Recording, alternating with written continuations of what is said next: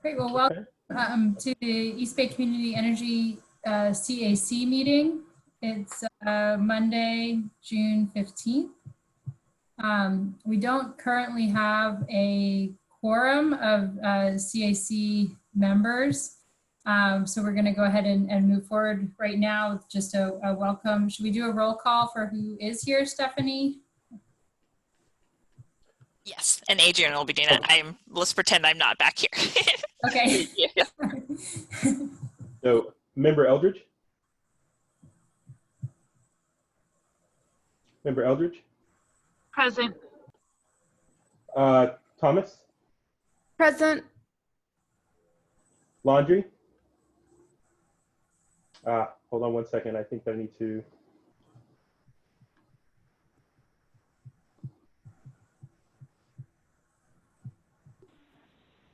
Laundry? Thank you.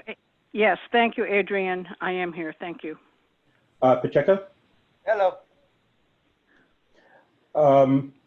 Sutter is absent, as is Padilla. O'Connell?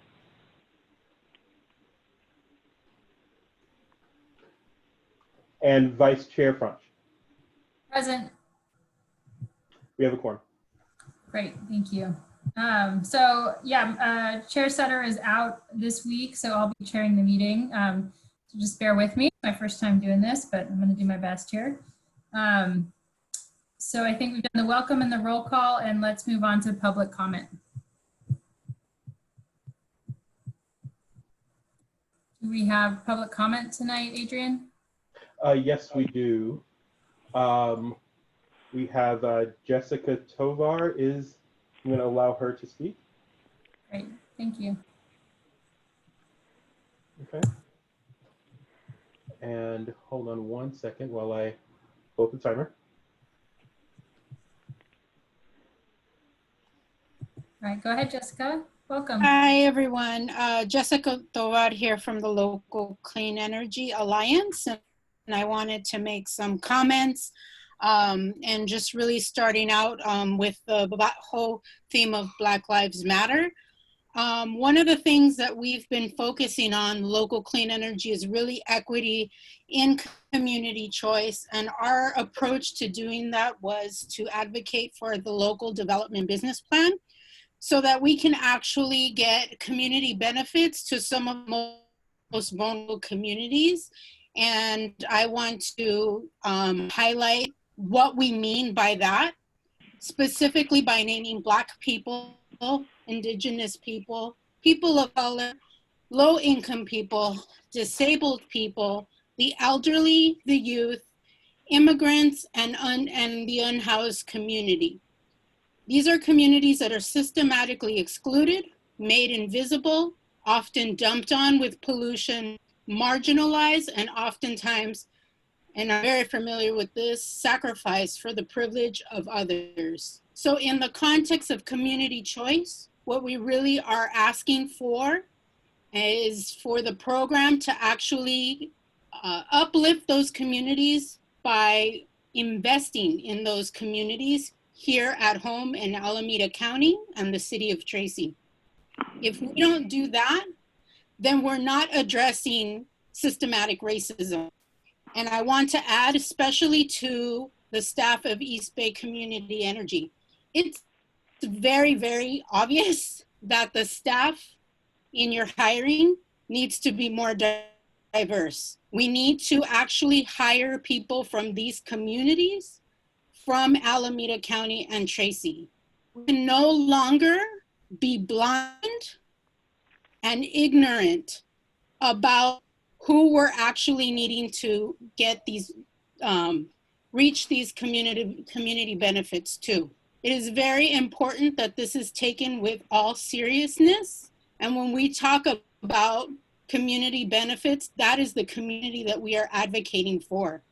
And we hope that East Bay Community Energy will do better moving forward, especially now that you are still talking about doing more hiring for the program. This includes your contract. This includes other opportunities that are made in the community.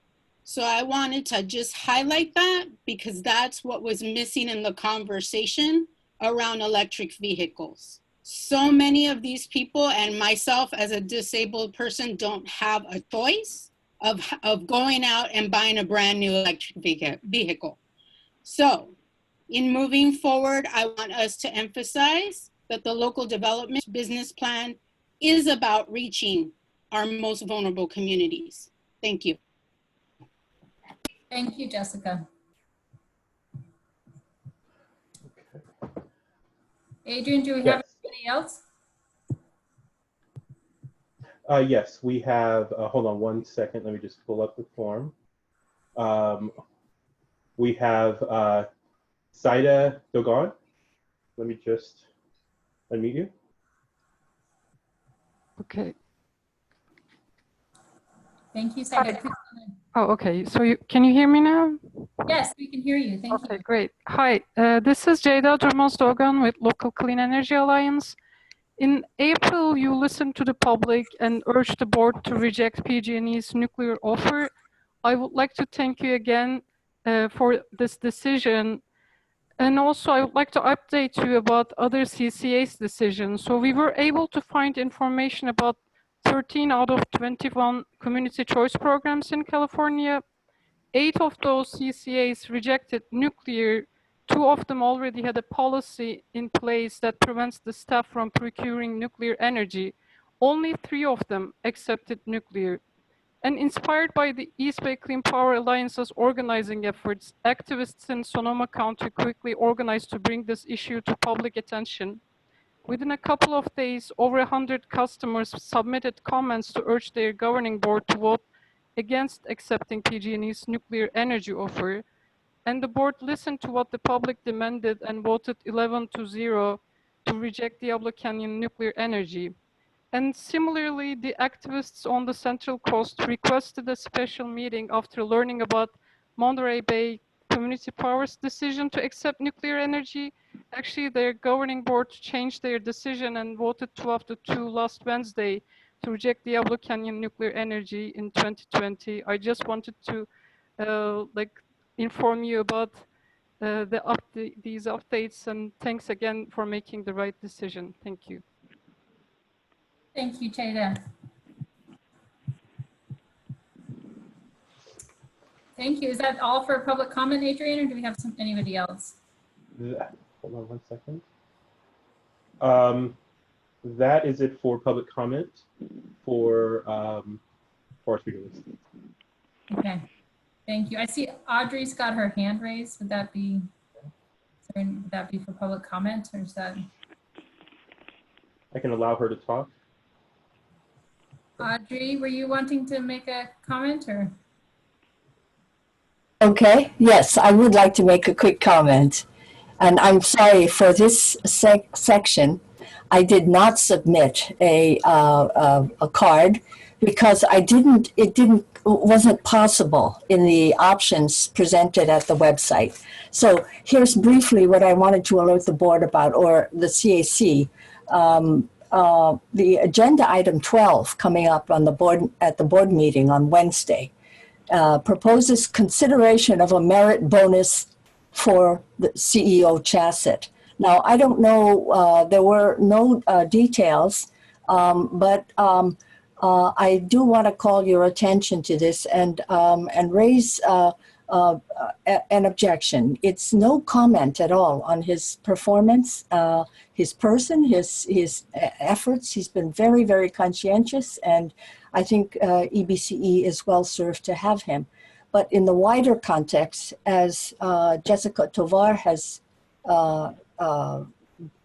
really forcefully described, this kind of proposal is extremely tone deaf. It should not be considered. And in fact, I really hope that in the budget for personnel compensation, that there is a salary freeze, as well as to make it possible for the higher salaried personnel to volunteer a 10% pay cut just this year. out of solidarity and consideration for what's happening throughout the county. So that's just my brief comment. Watch out for agenda item 12 on the board, at the board meeting. Thank you. Thank you, Audrey. Okay, so I think that's it for public comment.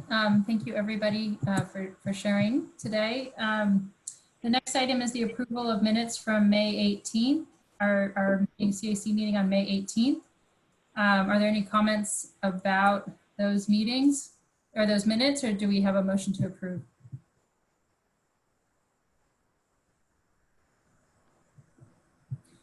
Okay, if there's no comments, can I get a motion to approve? So moved. I guess. Is that what you- Yeah, I move to accept the minutes. Right.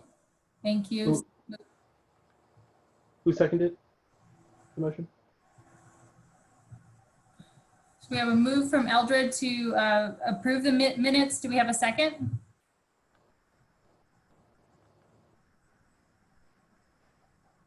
Seconded. Thank you. Okay. Motion to approve. Roll call, please. Member Thomas? Present. You approve the minutes? Yeah, I approve. Member Laundrie? Member Laundrie? You've got, oh, yes. Can you keep me unmuted, please? I'm sorry. Yes. Yes, I approve the minutes. Member O'Connell?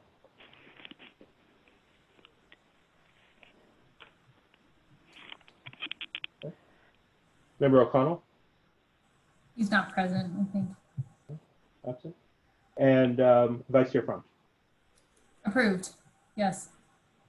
The motion passes. Wait, do I vote on that? I mean, Yeah, you missed Eldred. Oh, did I miss? Oh, Member Eldridge? Yes. Great. Yes. Okay. Thank you. So I'm going to move on to the chair report. We've got a pretty tight agenda this evening. So I'm going to keep this short. For the chair report, the only thing that I have to say is that in the next meeting in July, we will be voting again for the chair and vice chair position. And as a reminder, each of those positions has a 2-year term limit.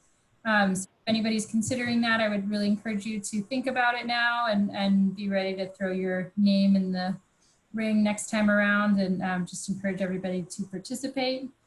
And then the other thing I want to say now is there's been a request to swap agenda items C6 and C5 due to the presenter for C6 has a conflict and needs to leave the meeting early. So I'd like to put a motion out to move agenda item C6 up in the agenda. So we would move from here to the integrated resource plan, and after that do the fiscal year budget.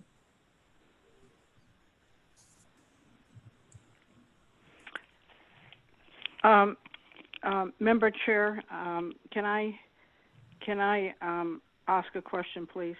Sure, go ahead. So I'm a little confused. I'm going to have to read the minutes from the JPA meeting.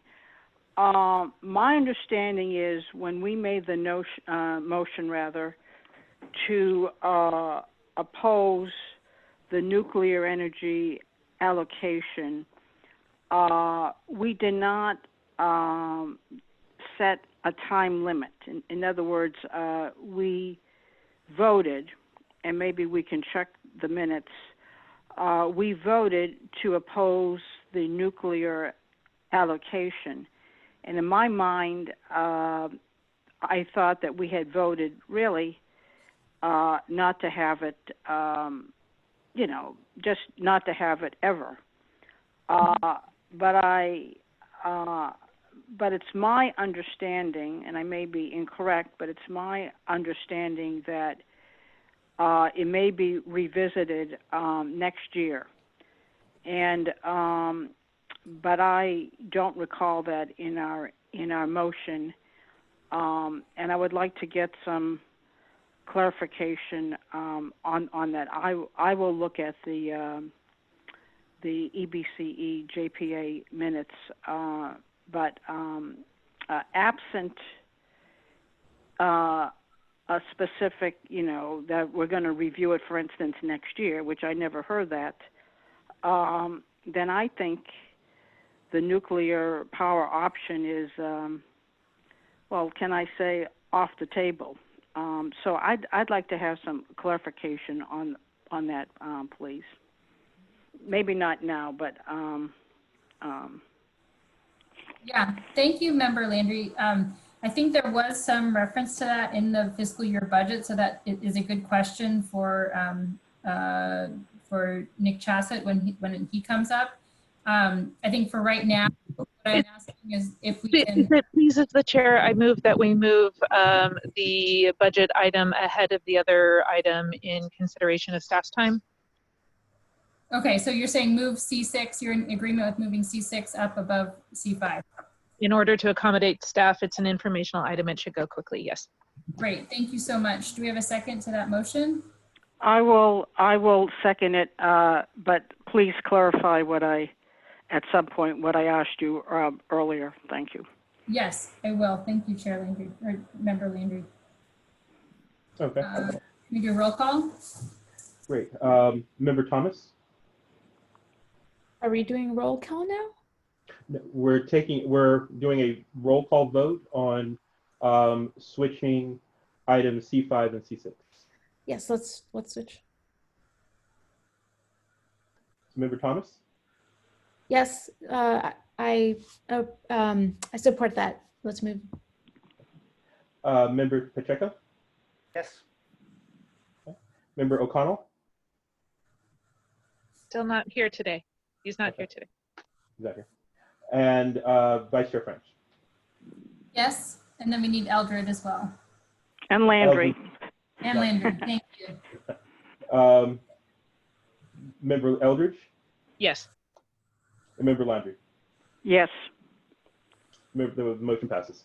Great, thank you. Okay, so with that, we'll move on to item C6, which is the update on the 2020 Integrated Resource Plan. And this is an informational item. We will have Marie Fontenot presenting to us this evening.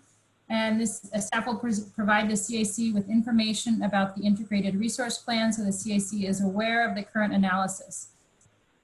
So go ahead, Marie. Hi, thanks very much, Jane. As you introduced me, my name is Marie Fontenot. I am the Senior Director of Power Resources here at EBCE. And it's my first time presenting to the CAC. Thank you very much for having me. Adrian, would you go ahead to the next slide, please? Or do I have control? I don't have control of this, correct? I'm controlling it. Okay, great, thank you. I initially presented to the Board of Directors early in 2020 and gave the board an update on our integrated resource planning process. I explained to the board that we're embarking on we refer to it as the IRP. We're embarking on the IRP in two phases. Phase 1 has us focused on meeting our CPUC compliance filing requirements, and phase 2 will have us focused on doing supplemental analysis so that EBCE can set more aggressive greenhouse gas reductions goals than those that are required by the state. This structure still makes sense, despite the fact that the CPUC has made a number of changes to the IRP process. And so later on this week, I will be bringing the board this same deck, providing an update on how we're doing in the study process, particularly focused on phase 1, and showing some examples of the types of information that I will be presenting in July when I go back to the board, requesting the board's approval on the data that will go into our compliance filing. After the board's August recess, we'll be coming back and presenting phase 2 results, where we will actually have done additional analysis, and we will we'll present the results of our additional analysis, and then we will make recommendations to the board about setting a more aggressive greenhouse gas reductions goal, and explain the costs and the trade-offs associated with doing so. Next slide, please.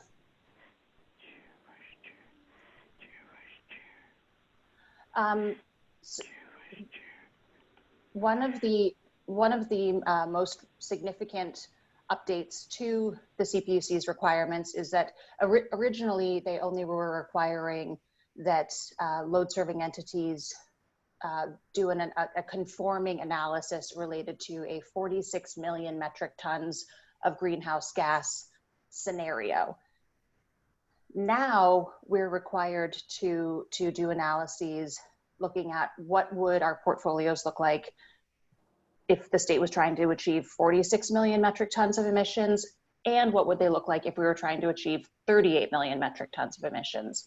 And so what this table is showing in the yellow highlighted line, this is EBCE's share of the emissions. Like what is our emissions allocation, the amount of total emissions we can have in our portfolios in 2030 if the state is trying to achieve 46 or 38 million metric tons. And I'll just note that, that these numbers, if you were to compare this to CPUC filings, you would see that the numbers are slightly higher. That's because there are some behind the meter combined heat and power emissions that are not actually part of our portfolios, but that have to be reduced from our total regional emissions allocation. So it's kind of a technical detail, but in the spirit of accuracy, I wanted you to understand why there is a difference between the numbers.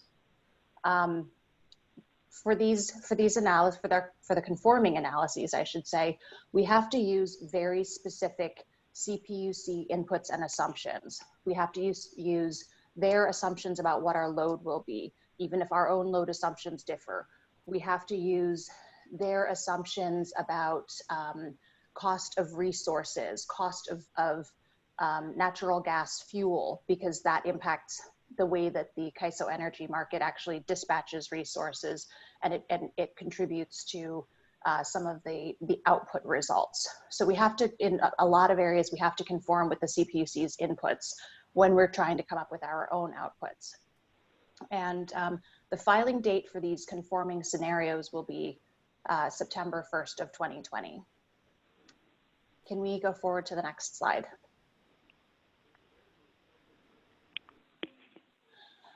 This slide is just to give a little bit of context and comparison. And first, I want to just address the fact that I have a strike through in 2 places on the slide.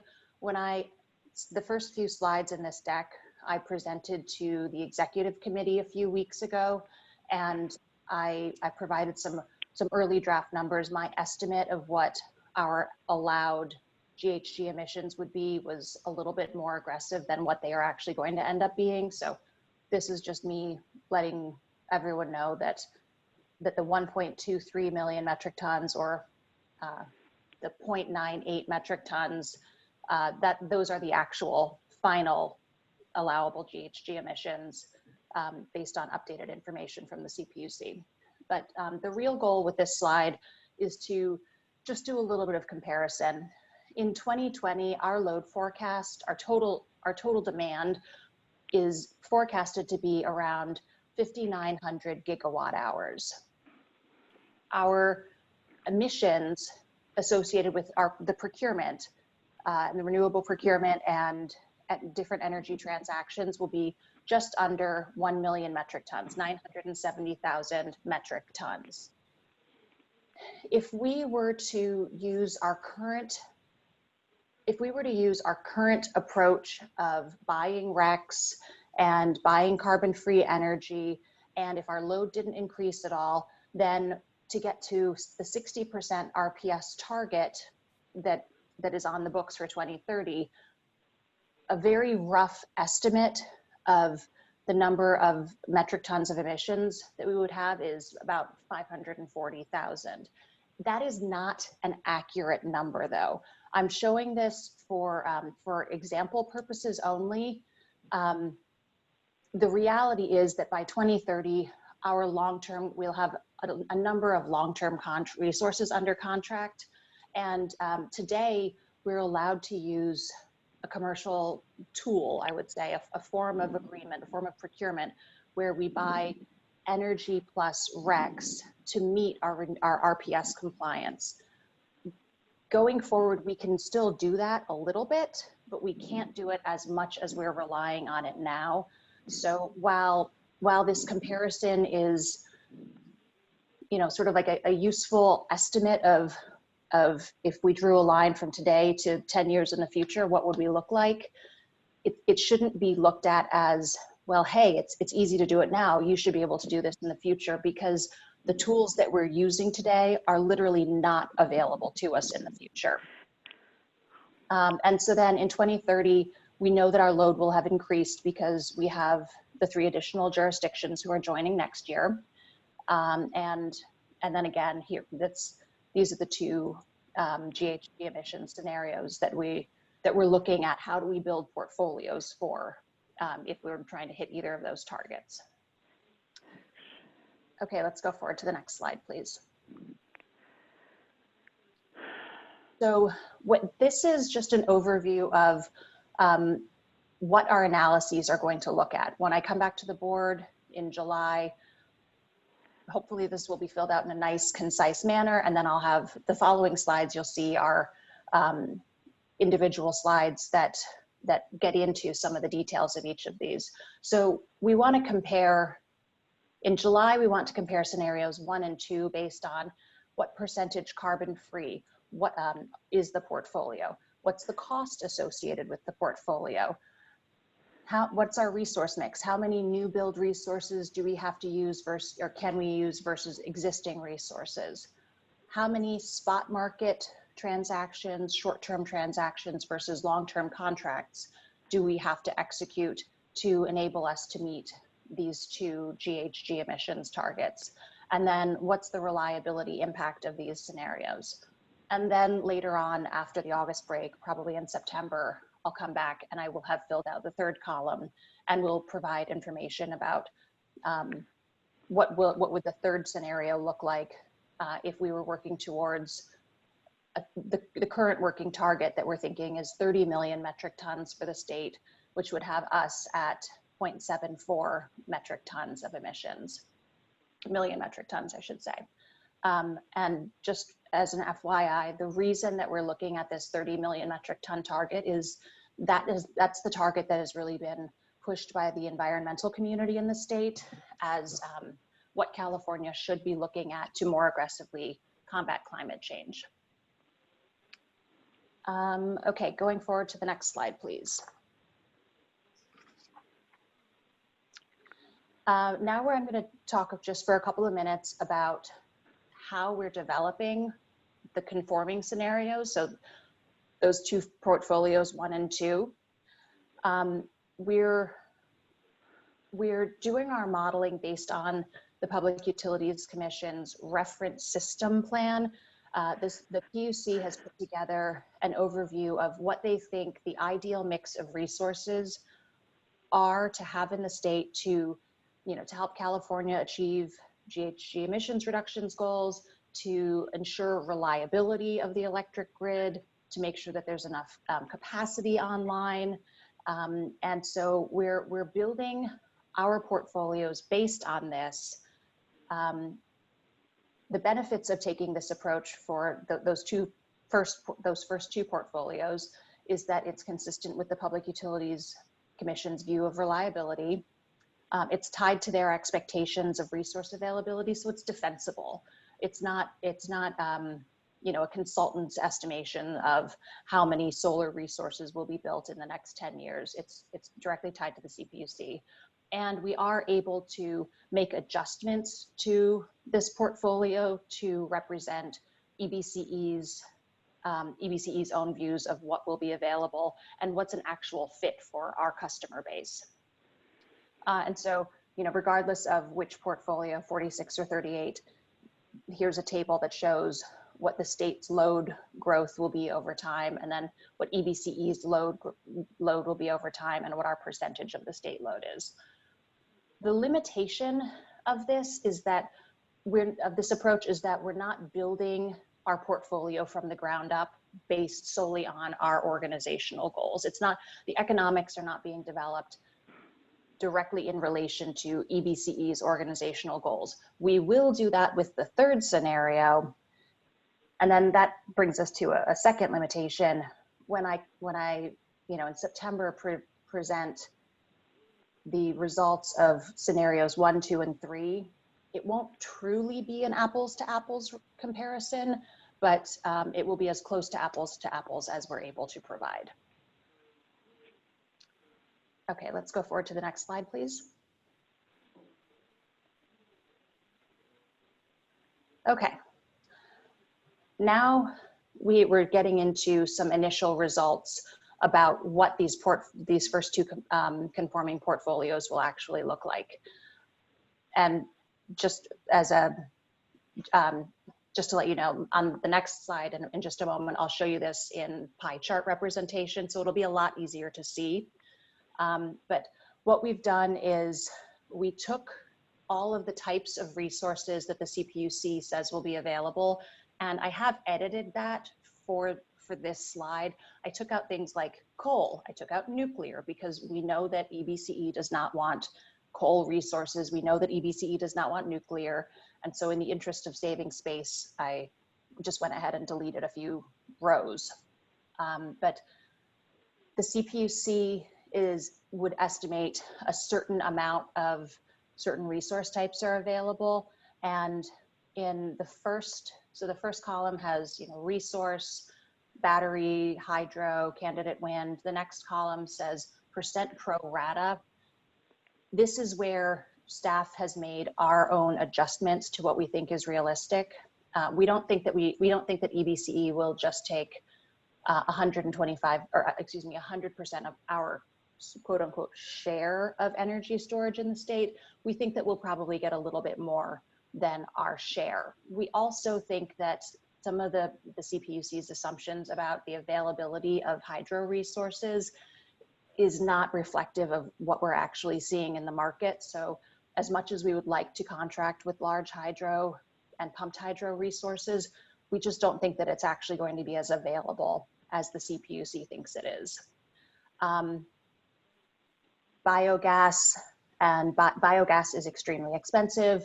Biomass is not the most reliable resource, and given the preference for developing resources and contracting with resources in Alameda County, biomass is not really a great fit for our portfolio. So it's possible we might have some, but biomass resources are typically in wooded communities. And then load shedding demand response. We're just not estimating that it's going to be as big of a part of our portfolio as if we took an 100% pro rata share from the CPUC. If we can go forward to the next slide. This is just a pie chart representation. So you see under the two different scenarios, the total volume of resources we would have to contract is not equal. We would have to get more resources under contract to achieve the 38 million metric ton scenario, because we would be more RPS and more carbon free.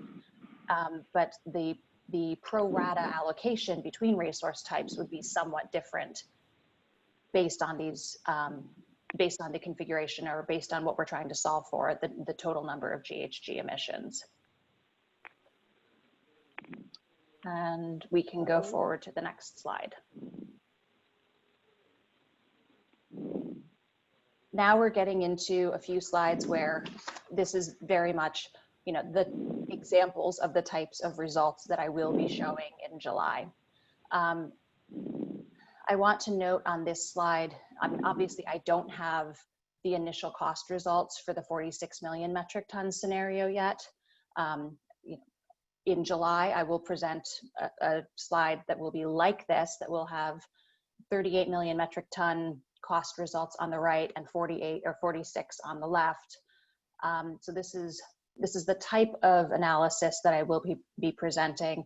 What I want to flag about this, when we look at portfolio costs, these are very early indicative results. Actually, I can't even say that they're indicative. These are early results. They are not entirely indicative. There are elements of these different resource types that add value to our portfolio, specifically the resource adequacy value of different resource types that has not been factored into this calculation yet. But what I will show later on or in July is what are the total costs of our portfolio. So there will be a graph similar to the one that's in the top right, and I will show the cost of serving load the way that it's shown on the bottom right, but then the actual, the value associated with resources in our portfolio, the numbers will be different than this. But this is how the information will be presented. Okay, we can go forward to the next slide, please. This is one of the slides that is demonstrative, or an early demonstrative slide about how we will be thinking about portfolio reliability. One of the ways of measuring the reliability of these portfolios that we're thinking about building, or that are examples of what we might build to achieve different greenhouse gas emissions outcomes. One of the ways to measure reliability is to think about how many hours each year would we have to go to the market to buy energy from the spot market, from the CAISO market. And so in the 38 million metric ton scenario 2, even with a lot of long-term resources under contract, we're still exposed to the CAISO market and have to buy a substantial amount of energy between 3,000 and, well, between 2,500 and 4,000, 3,500 gigawatt hours of energy from the CAISO market each year. And that's that's a big driver of cost.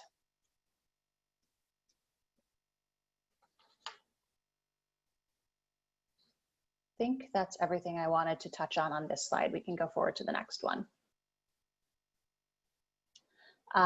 Again, very early example of the information I will be presenting. I don't have results for either of these at this point in time, but I want to be able to present to the board and explain about how many megawatt hours or what percentage of our total demand will be met through spot market transactions, short-term transactions, and long-term transactions.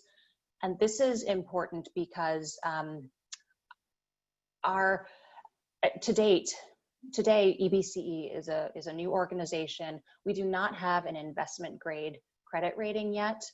And so there's a little bit more burden on us in terms of our financial reporting. We have to maintain a sizable reserve account so that we can demonstrate our financial viability to the financiers who finance construction of these large generating resources, wind farms, solar farms, et cetera. And so we don't want to, we have to be careful and manage our finance and our credit risk. That limits our ability to execute a lot of long-term contracts. We also find that it's not necessarily a good thing to have our total forecast of demand hedged with long-term contracts. That's one of the problems that PG&E had. They had all of their long-term position fully hedged with long-term contracts, and then when customers started leaving PG&E and switching to direct access and community choice aggregators, PG&E was stuck in this position of, we have more generating resources than demand for the generation from those resources. And they had a lot of stranded costs. Well, PG&E's, I guess you could say they're lucky in that they are able to use the power charge and difference adjustment, which is a regulatory mechanism that allows them to recover costs and be kept whole. We don't have that available to us. If our customers switch back to PG&E, our customers are saddled with the costs, or, you know, we would just have a shrinking pie of customers to actually pay for these. So we look at what's the relationship and the ratio between how many spot market transactions do we want, how many short-term and how many long-term, so that we make sure we're not getting too many long-term resources in our portfolio and taking on the risk of what if we were to lose customers. And then conversely, we don't want to be totally exposed to the short-term market, because in the short term, costs can decrease considerably or they can increase considerably. So we want to be able to manage those competing forces. And so that's what we'll be talking about here when we actually have results. Marie, I'm sorry to interrupt, but we have about 5 minutes left on this item and we do have a lot of other things to get to. So could you wrap up in the next minute or two just to make sure we have time for any? Yes, absolutely. I'm close to the end. Next slide. We're in the slides where I don't have any information, which I, of course, left for the end. So yeah, and then another way of measuring the reliability and the risk associated with these portfolios is how exposed to the weather volatility of power prices and the intermittency associated with renewable generation do we think that each of these portfolios will be. And so that's something we will also report out on in July, and then again in September when we have the third scenario's results. And those are the end of my slides. Great, thank you. So as a reminder, this is an informational item only. We will not be doing any motions or taking any action on this. And with that, I'll open it up for public comments first. Is that right, Stephanie? Yes. Public comments or questions first.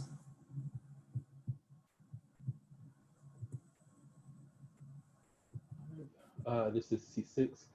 Yes, we have Jessica Tovar. Great. Thanks. Go ahead, Jessica. Hi, everybody. Jessica again. I kind of feel like I still need to digest some stuff, but it sounds like the recent decision through the CPUC around resource adequacy. I mean, we cannot do any purchasing of local resource adequacy. So it sounds like it's affecting like the Oakland Clean Energy Initiative, which we were very excited about because it replaces that jet fuel power plant in Oakland. And so I'm wondering if that's accurate, if that's exactly what we're dealing with here. And then the other thing I wanted to add that I think it would be really important, you know, a lot of us advocates for community choice here in Alameda County, but also throughout the state, have been addressing this issue and working on fighting these kinds of decisions that that come in front of the CPUC that are, I see a pattern of chipping away at community choice's autonomy and you know, power to be able to make these kinds of local decisions. And so I do think, again, just to re-emphasize that we want to work with East Bay Community Energy and other community choice programs to fight these kinds of very harmful policies that are in favor of the investor-owned utilities. I think our energy would be best spent there than fighting each other over having to fight off nuclear energy within our program. So I just wanted to highlight that. And yeah, that's it for my comment. Thank you. Thank you, Jessica. Are there other comments from the public, Adrian? I just raised my hand. Thank you. Thank you, Audrey. Yes, thank you. I just had a question for Marie, and it concerned the slide listing the tenors. Very unfamiliar term. But my question goes to who exactly will come up with the best possible mix for EBCE's procurement in, you know, short-term, long-term spot market. Who will decide? Is there some beginning standard that staff will work from and the board will, you know, have input on? That's my question. Thank you. Thank you, Audrey. Do you want to respond, Marie? Sure. We have an existing risk management policy that has been reviewed by the board and approved, and that's the current framework that we work from. We are actually, staff is in the process of making some revisions to it, and it's being evaluated by our risk oversight committee, and it will go back to the board for the board to approve. And so ultimately the board will approve like what that structure looks like and what the percentages should be, but it's based on work and analysis and recommendations of staff, our risk oversight committee, and in many cases consultants that we engage with to provide their expertise in this area. Thank you. Thank you. Are there other comments from the public?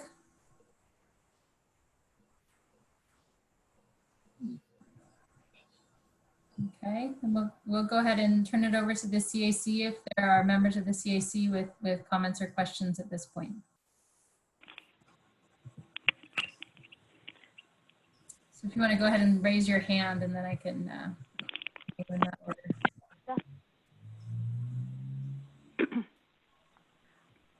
Okay, I see a hand. I can't figure out how to raise my hand, so just know my hand's raised. This Okay. is Brenda. I raised my hand. It's actually not on the IRP. I wanted to make a comment sort of related to what Jessica had mentioned at the beginning of the talk, but the meeting, but I'm not sure when is the right time to make that comment.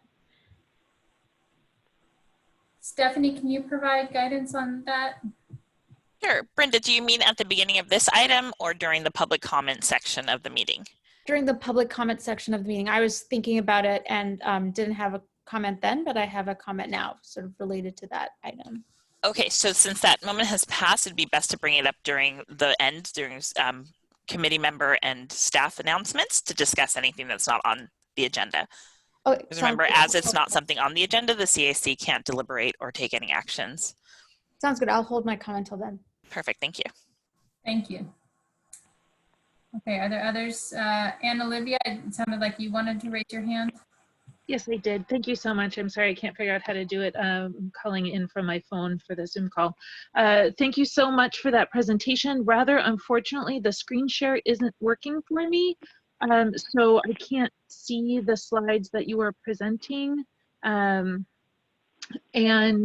the things that I was hearing raised a few questions for me. So I'm just wondering if you'll be available to provide clarification on a couple points outside of this meeting. Absolutely. Yep, I can be reached via email, and if it's easier to discuss over the phone, we can do that as well.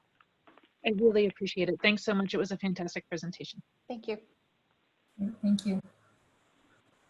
Are there any other CAC members with comments at this time? Yes, my hand is actually raised, I think. Okay, thank you, Member Landry. Please go ahead. Yes, thank you. I have a couple of comments. I do agree with what Jessica just said, that it appears that we are chipping away at the local development business plan.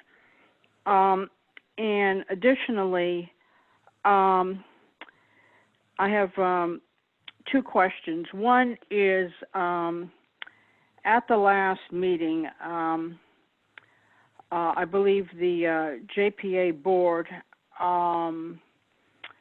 agreed with the, and I believe I hope I'm correct, but we went from 85% carbon-free in Bright Choice to now measuring, or I should say from carbon-free energy, we are now measuring the amount of renewable energy in our portfolio. And I'm wondering how your analysis today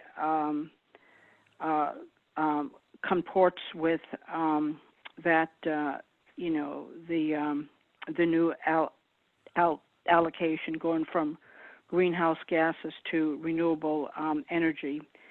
And then just as an additional, and I would like to have the question answered, and then as an additional question, do RECs include nuclear and energy? I'll answer the second one first because that's very easy. No, RECs do not include nuclear energy. A REC stands for Renewable Energy Certificate, and it is a measure of the actual energy generated by a state of California renewable portfolio standard eligible resource. So wind, solar, biomass, geothermal, small hydro, no large hydro. Large hydro doesn't even count. And so no, nuclear is certainly not part of that. Okay, thank you. And then going back to your first question of how does this analysis comport with the change that was made to Bright Choice. I showed a slide that said context/comparison, and on that slide I was demonstrating that, you know, with EBCE's current or 2020 load demand forecast of about 5,900 gigawatt hours, we estimate that just under 4,900 of those gigawatt hours will be from Bright Choice load. And so if we have renewable energy that will be 5% greater than PG&E's last estimate of their renewable energy for the coming year, in that situation, our GHG emissions for this year would be just under 1 million metric tons. So the context comparison that I was trying to make is actually factoring in the current framework of no carbon free and tying Bright Choice to renewable energy, increasing along with the state's RPS trajectory or the required targets for RPS generation. I hope I understood that, but are you saying that that is getting us further along? I'm further along than, I'm not sure what I'm comparing it to. Well, I'm curious. So would we be meeting the 5% renewable above PG&E with what you're? Yes. Okay. So that's the comparison. And the procurement plan, the procurement machine is already in place. We are already working towards delivering upon that goal. And so our estimate of what our emissions this year will be is about 970,000 metric tons. And then if we increased just at the rate of the state's RPS target going out to 2030, that's where I had this other number that was a very soft number and not entirely tied to the way we will have to do procurement in the future. Okay, thank you. Thank you. Are there any further questions or comments on this item?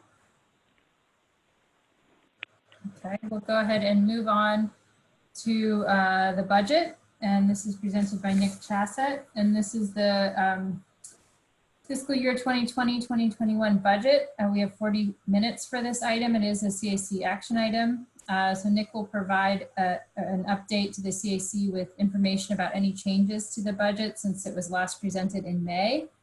And we will, we have the option to present an action or a motion in support of, or however we want to, advising the board on this budget. So Nick, go ahead.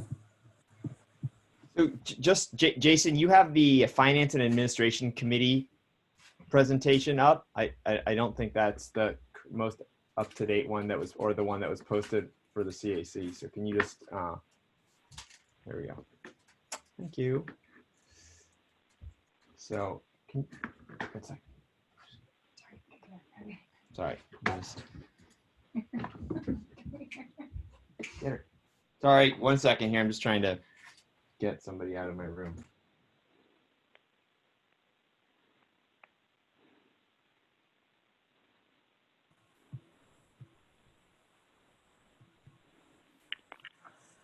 Sorry.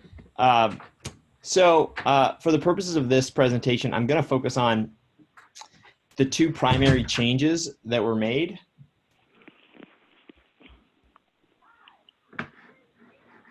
To the, since the last time we presented this budget, which are the addition of some incremental analysis around the effects of COVID-19 on load and energy costs. If you recall, during our May presentation, our base case assumed that the reduced load and associated revenue would be offset by reduced energy costs. As we've done incremental analysis, we have found that there's actually more of an impact than we had originally expected. And, you know, that's not much of a surprise. You know, we have a month more of data around load impacts. So that was the primary update, was to present this sort of COVID and then a non-COVID set of scenarios. The primary change assumption between the COVID and the non-COVID is in the non-COVID scenario, which is one where we do not assume an overall change in load relative to historicals. We are the staff proposal is to maintain, or is to only reduce our discount from 1.5% to 1%. So maintain a 1% discount in this next fiscal year. Whereas if we assume that the effects of COVID are going to occur, the staff proposal is to reduce the discount further down to 0.5%. So really it's a matter of whether our discount is 1% or 0.5%. And, you know, the decision point is really, what is one's view about, you know, the economic recovery over the coming, you know, 3 to 6 months.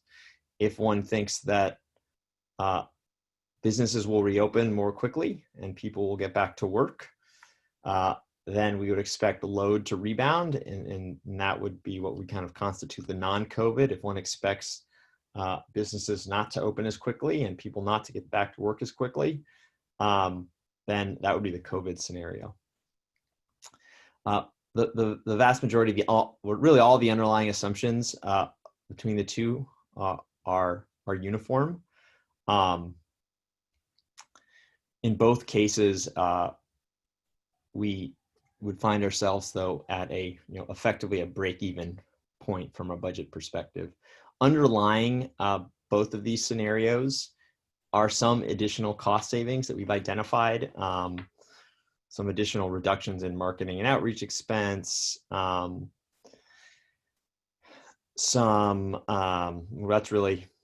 that's really the main one. There was a modest reduction of $230,000 to the EVIP incentive program. So our proposal in May was to allocate $4 million to the EVIP program. This update would allocate just under $3.8 million to the EVIP, with all the other local development business plan or local development activities remaining funded. The other local development change is an increase in our COVID-19 local development related as a result of a grant that we have secured since our last meeting. We have, with one of our renewable energy partners, we were able to negotiate a $275,000 grant that was part of a power purchase agreement we had that they had planned to bring forward They had planned to allocate to us in 2022, but we were able to negotiate bringing it forward to fund relief activities in this current fiscal year. So that's the primary change. The other change is one that doesn't have a major fiscal impact. It's more of a policy change. And that is the treatment of Brilliant 100. If you recall, in the last budget presentation, the staff was proposing to increase Brilliant 100 to reflect a cost of service. That increase was proposed to be 3% above PG&E. Based on feedback from the Finance and Administration Committee and from the board when we gave this presentation, what we heard from them was concern about changing the underlying value proposition of a rate that launched customers on at price parity with PG&E. And so initially the recommendation was to wait at least a few months before changing the discount, the value proposition.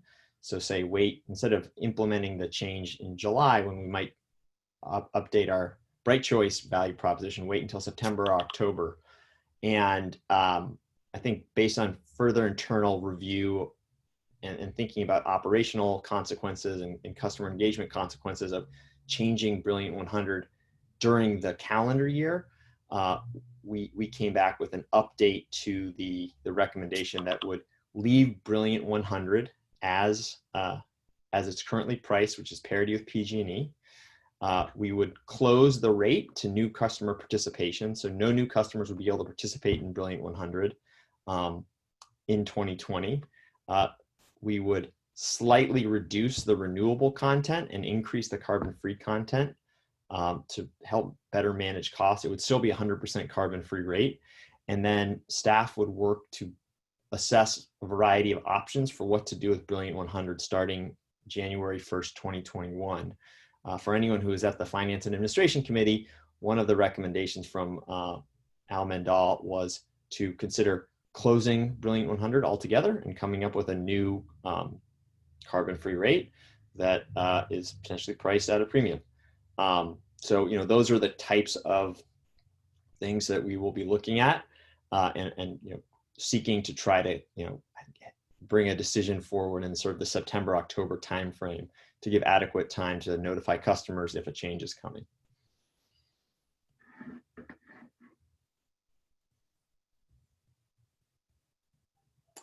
So those are the two primary changes. I can stop there and we can ask questions, or we can go to public comment and a summary of the public comment. Adrian, can you please move us to the public comment section of the memo?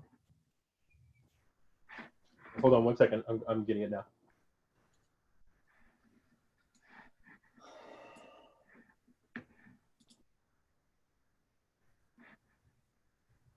I see a hand raised. Would we like to deal with sort of budget questions before we get to public comment? Chair Franch? Or I would, in the interest of time, I would recommend that we get through all of your comments first, and then we go to discussion. Okay.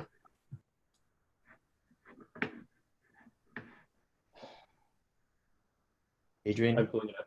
Comment?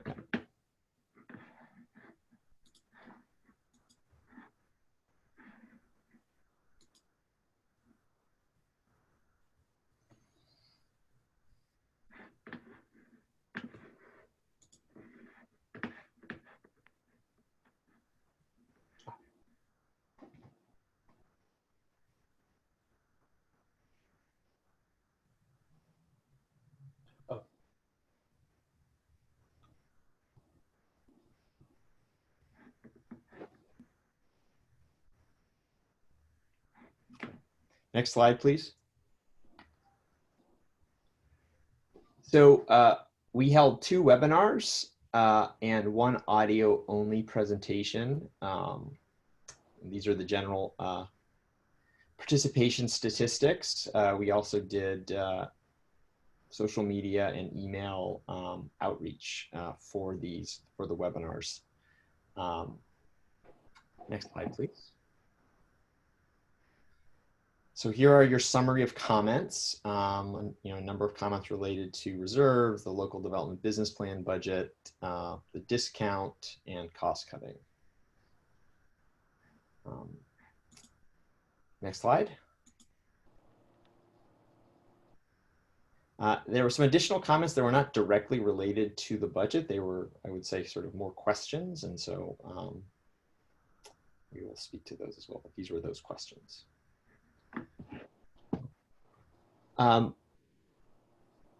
One thing we wanted to, and this was a question I think we got from the board, but also we wanted to sort of make sure it was clear, is what is the impact of the proposed changes to the value proposition? So we wanted to put forth a bill example. So what you see is a 1% change in the value proposition results in a 44-cent per month rate increase for the customer.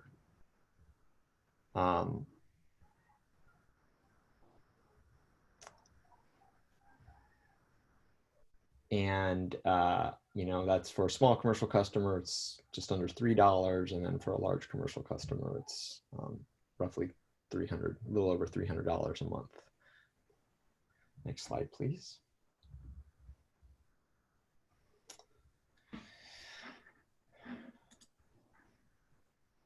And similarly, if you see change to Brilliant 100, a shift from parity to a 3% premium would result in a just under $2.50 monthly bill increase for a residential customer, and around $6 for small commercial, and a less than around $80 to $90 for a large commercial customer. So, in the scheme of things, these are small monthly increases that customers would experience. But certainly when you compound it over 550,000 accounts, it is quite a bit. Next slide, please.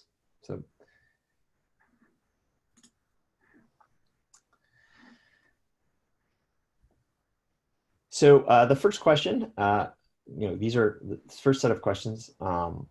These are local development business plan related. So we had a question, if the board were to act on one of the alternative scenarios that was presented. So this wasn't the base case, but there was a non-base case where you could reduce the local development business plan budget by 2.7 million and then use that to maintain an incremental 0.5% of overall Bright Choice discount. So the question was, would that only leave money for the electric vehicle program? Well, I think the answer is not necessarily. I think, the reduction would be directed by the board. If the board were to act to reduce the local development budget by 2.7, we would seek a direction from the board about where they want those reductions to be. You could reduce the EVIP incentive by $2.7 million. It is a 4-year funding commitment. So if you choose not to fund it in the early years, that is allowable, but it does mean that you have a much greater liability in the back years. The second question is, why is so much of 70% of the local development business plan budget allocated to the EV program? EVs are not available to everyone. So, the board did vote unanimously to approve participation in the EVIP program. A big reason is because Alameda County, as part of this overall state goal of 1.5 million EVs on the road by 2025, needs to support the deployment of upwards of 80,000 EVs. And Alameda County is actually quite behind much of the state when it comes to EV infrastructure investment.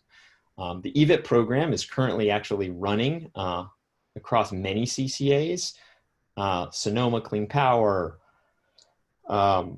Silicon Valley, Peninsula, Monterey Bay, San Jose, all these other Bay Area CCAs are currently offering EVIP incentives to their customers. And so I think one thing there is, it's part of meeting our state goals. Another is there's a tremendous leverage opportunity.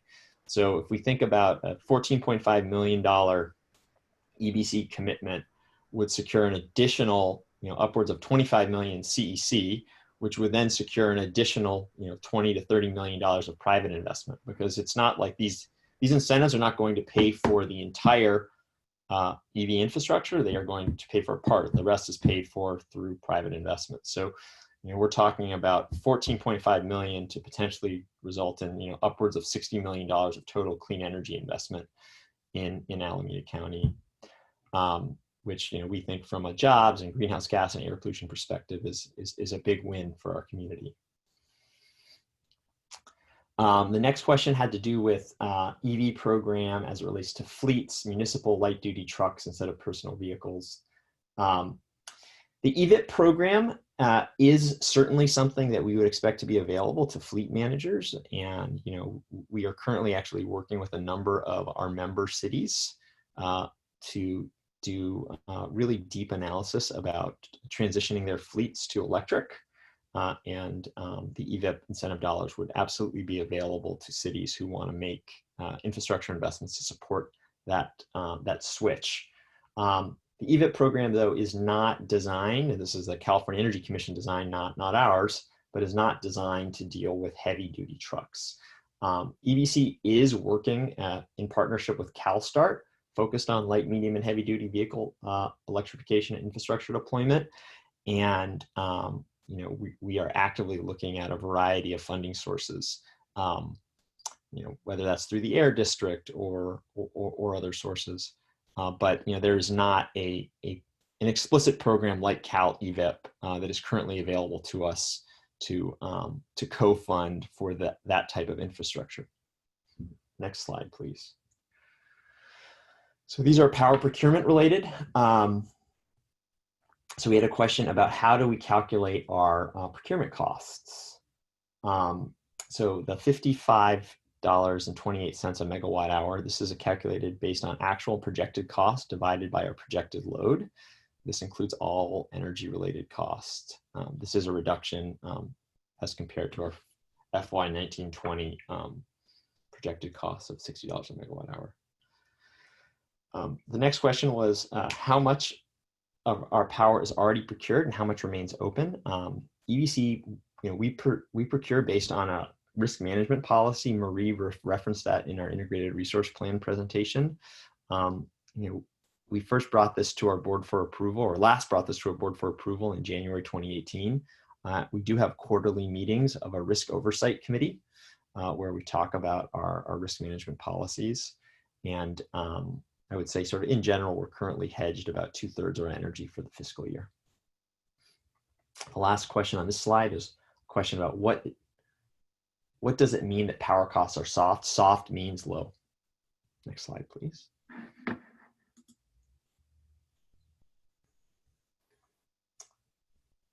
What is the average price of each type of energy, fossil, carbon-free, and renewable? So, specifically at EVC, these specific values are held confidential. So we're not reporting on the specific values, but I think the RPS, the PCIA market price benchmarks forecast, these are the values that set the PCIA, do illustrate, generally sort of a good sense of where the market in 2020 for these three products is. So you'll see in PG&E, you have on-peak energy priced at $36.88. On-peak generally is your 16 hours of peak, 7 to 9, I believe, or 7 to 11. And then you have your off-peak or the residual 8 hours. So Nick, I'm sorry to interrupt you here. We have about, I think 12 minutes left on this item. I want to make sure we have time for discussion. So Cool. Yeah, I think I have 2 more slides or 3 more slides, so I'll be quick. So anyway, I think this slide sort of does speak for itself in terms of where these 3 products are pricing in the market. Next slide, please. So there was a specific question about the cost of our executed contracts. This is markets sensitive information as defined by the PU code. What is the relationship between procurement costs and our proposed rates?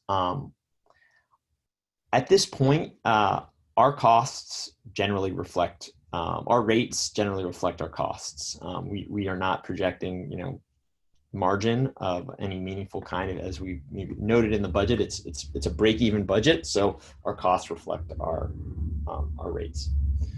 Next slide, please. There's a question about, what you provided a worst case, what is the best case? I would say that, the budget we presented is not, I would say, a best case or a worst case. I think our budget is what we think is the likely case. And so I don't think, it's really appropriate for us to present a best case or rosier scenario than what we presented. But, one can always look at, movement in prices and see where they go. The next question is about our financial reserves. Under this current budget, we are not forecasting significant contributions to our reserves after this coming fiscal year. And then the last question is how would EBC's total net reserves change if reserves were used to lessen budget impacts? If we use reserves to lessen budget impacts, our reserves would go down. Next question, next slide. Is about why are we proposing change to Brilliant 100, not Renewable 100? And this is really because Brilliant 100 we found was priced in a way that did not recover its cost, whereas Renewable 100 is still recovering its cost. This is something we have presented to the board, and it is in the deck for the budget. So I'm not going to speak to that one again. Next slide. So what are the projected greenhouse gas emissions and product for each product, particularly in light of the April 22nd, 2020 decision? For purchases made in 2020, EBC will likely reporting emissions through the climate registry, which was used for calculating emissions for 2018 purchases. The emissions for 2019 will be calculated during the summer and made public towards the end of the year. Our current estimate is that we will be at roughly 110 pounds a megawatt hour, which is below our 142 pounds per megawatt hour benchmark. For 2020, I think we do expect relative emissions to go up because of the change to bright choice and the fact that we are focusing on comparing ourselves on the basis of renewables, not on the basis of total carbon free. So we don't yet have a full forecast as a result, and we don't yet have a full forecast of the full allocation from PG&E. I think that's it. Thank you, Nick, for that presentation. So I think with that, we'll open it up to comments, and we can start first with public comment. We have Audrey Achinosi. I'm going to allow her to speak. Thank you, Audrey. Go ahead. Or wait, we'll wait for the timer to come up here. Okay. You want to put the timer up, Adrian? Or? Yes. Okay. All right, go for it, Audrey. Okay, thank you. I'll try to be brief again. We just received those documents, with your changes. They don't, as far as I could tell, but I really appreciate the way you've summarized all the public comments and within the time frame allowed here, tried to answer some of those questions. But I do want to make a strong case for local development, and in making a comment on the resiliency item coming up later. I think it's really important for EBCE to consider supplementing the local development funds, in part because I think we need to go beyond our present concept, of encouraging people, even in the low-income areas, to adopt, even think about investments in solar plus storage. I mean, we have to do something more. And in that section, I'll state what I think should be done. But in this section here, I think we should still think about supplementing the local development funds, because, I mean, the EVET program is worthy. in many, many respects. But there is I did have a question about that. Is it how much has EBCE thought about how much more that EVIT program will require after 4 years?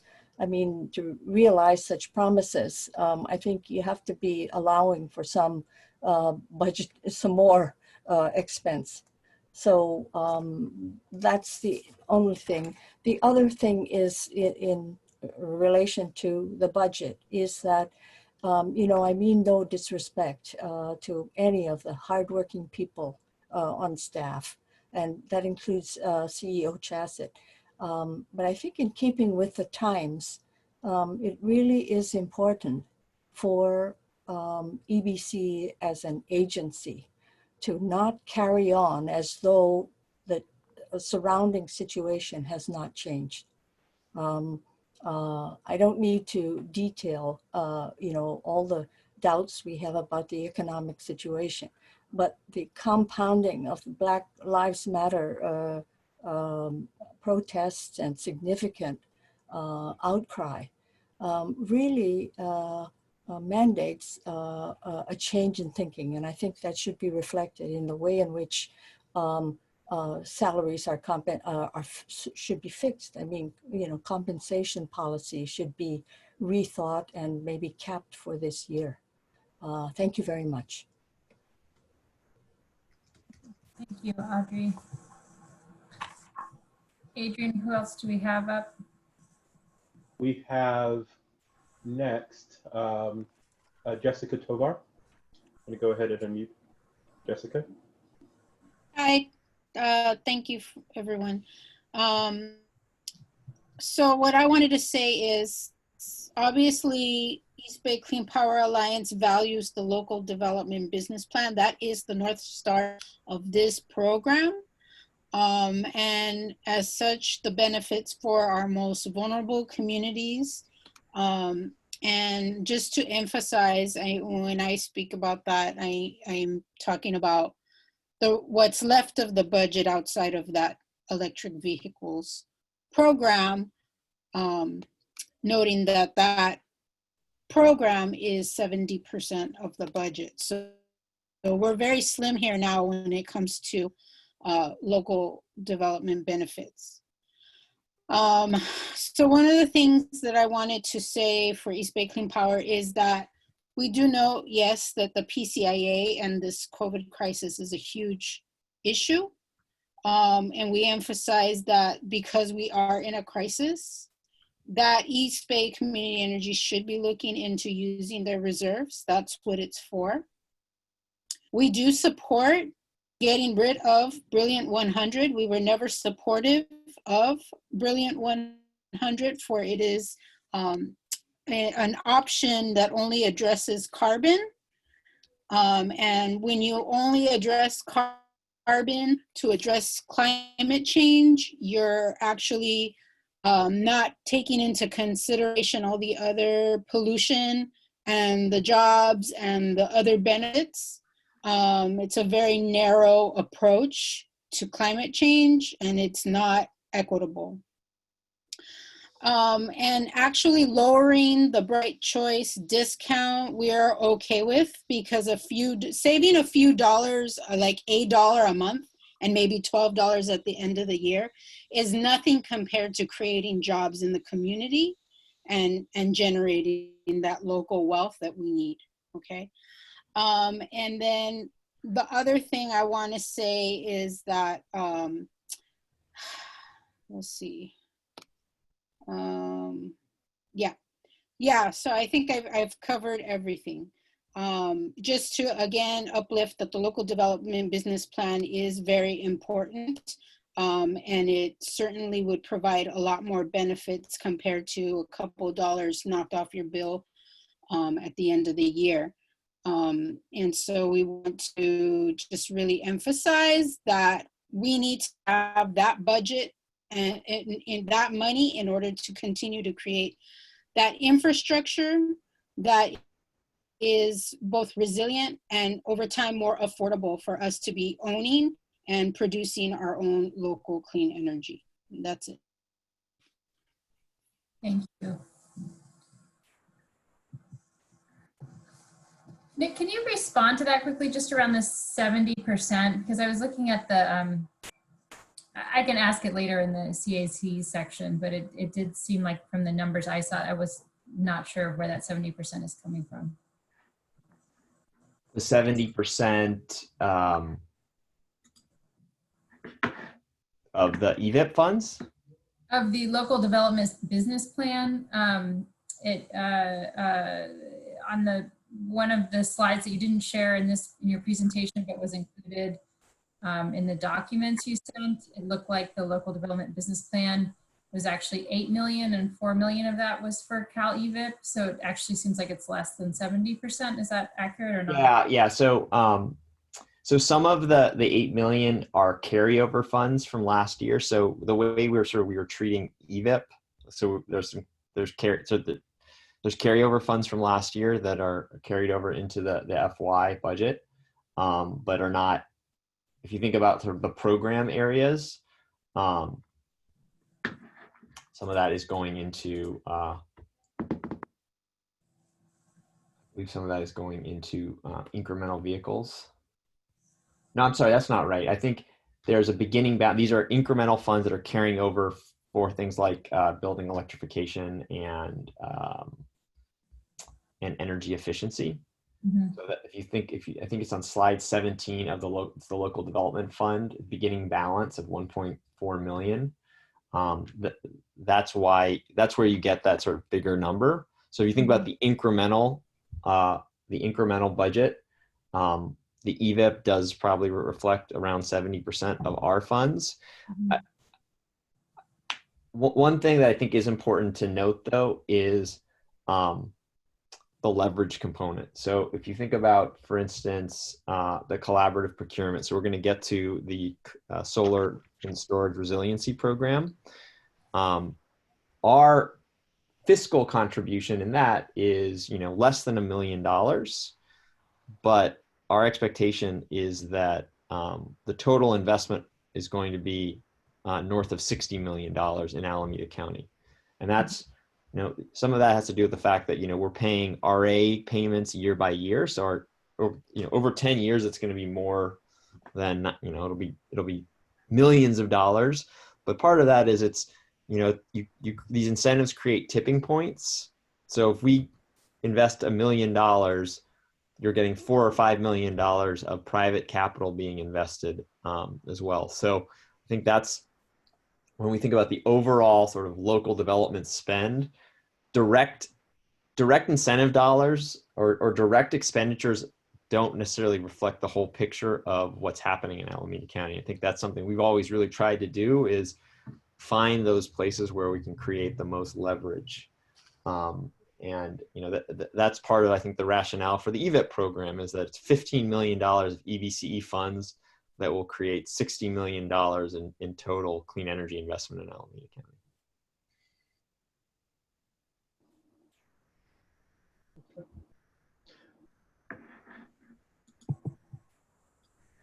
Adrian? We have one more speaker, Seda Dogan.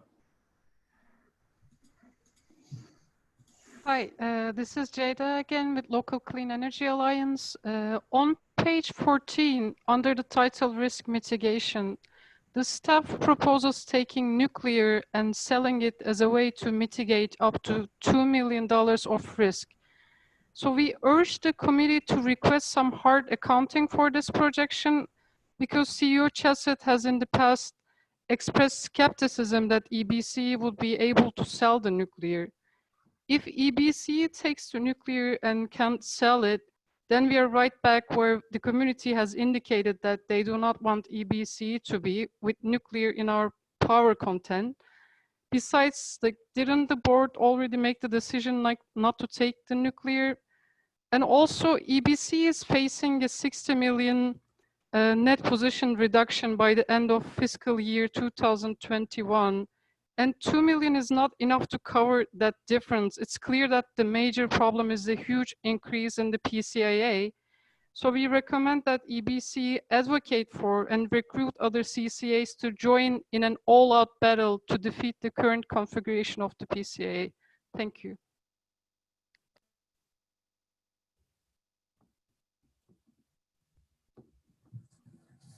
Thank you. Thank you for that, Jada. So I think with that, we will, or did you want a clarification from Nick about that, Jada, or was that just a comment? It was also a I'm also asking for clarification because I attended the finance meeting, and like, although it's on, like, I see it on the document, but they didn't talk about it. So I'm curious whether this is an option or why is it there? Like, you didn't present it, but it's mentioned in the document. So it's mentioned in the document because we wanted to be comprehensive in all of the potential mitigation strategies. It's not something that we're recommending. It's more just an enumeration of it's something we could do. But you're right. I have expressed some skepticism that it would have the intended financial benefit.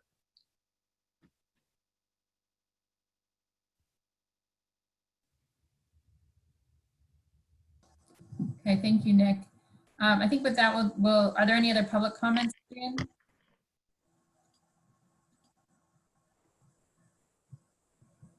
No, okay. I guess no, and then we can move on to the CAC members. So again, if you want to go ahead and raise your hand, and then I can call on you in order, and then. Hi, Jane. I don't have the icon for hand raising on my. Great, thank you, Ernie. I was just going to say, if you can't do that, then just speak up and we'll figure it out. So do you want to go ahead and go first there, Ernie? Sure. So I have a question for Nick, and then I'm sure a comment, and apologies. I've been out of the loop for over a month now, so this may be a question that was already answered previously. But so is EBCE unique in its ability to capture this $45 million in matching grants and supplemental spending, or is this something that the component municipalities could come up with $50 million themselves, budget constraints understood, and do the exact same? Are we unique in this? We're not. So we're the fiscal sponsor of the application. You know, the county could have been the fiscal sponsor of the application. So follow up a question on that. Is it too late for the component municipalities to collectively apply to come up with $50 million and apply? I think they would have to come up with their own application. You know, it's a rolling process. From our conversations, though, my understanding, and JP, please feel free to jump in, there's been not significant interest by the constituent municipalities or the county in coming up with the 15 million. Yeah, that's correct, Nick. And the application process is well underway and has been for quite a while now. So, you know, EBCE submitted a letter of intent almost a year ago now to put our name in the hat. And that was a first requirement for the application. So the current applicants for 2021 are set, and the CEC will be making a decision from the current applicants. It's too late for a new applicant to put their name in the hat. Okay, so it is too late. Okay, well, so my comment is, in the comments, is too late. This is a worthy effort. Transportation is the #1 GHG emitter for us. But the LDBP, we fought years for its creation, and I feel that its primary focus should be the creation of local RE to feed the charging infrastructures and the other needs of our communities. And you know, the LDBP shouldn't be considered kind of a slush fund by our component municipalities for fulfilling transportation responsibilities and greenhouse gas emission responsibilities that they should otherwise come up with. But it sounds like the application process is already a done deal. But anyway, that's my comment. Thank you.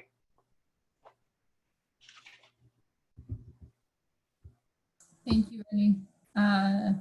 I've got Thomas, your hand is raised as well. Do you want to go ahead? Yes, I was wondering if EBC has any opportunity to say in the contract for providing incentives for EVIP to like request that like information be provided about the diversity of workforces, or that that are is used to build the EV chargers, or require more like sort of at least communication of those job opportunities within underserved communities. Yeah, I'm curious, like what, like in like kind of being aware of like the present moment, what can EBCE do to make sure that underserved communities are at least part of the workforce building the EV chargers? Yeah, I can address that. So the EV incentives that are made available through the electric vehicle incentive program are a first come, first serve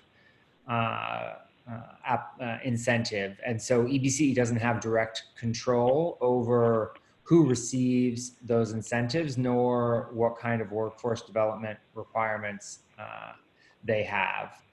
The things that we have been doing, and there was a presentation at the last CAC and board meeting that went into this in detail, so we don't have it in this presentation.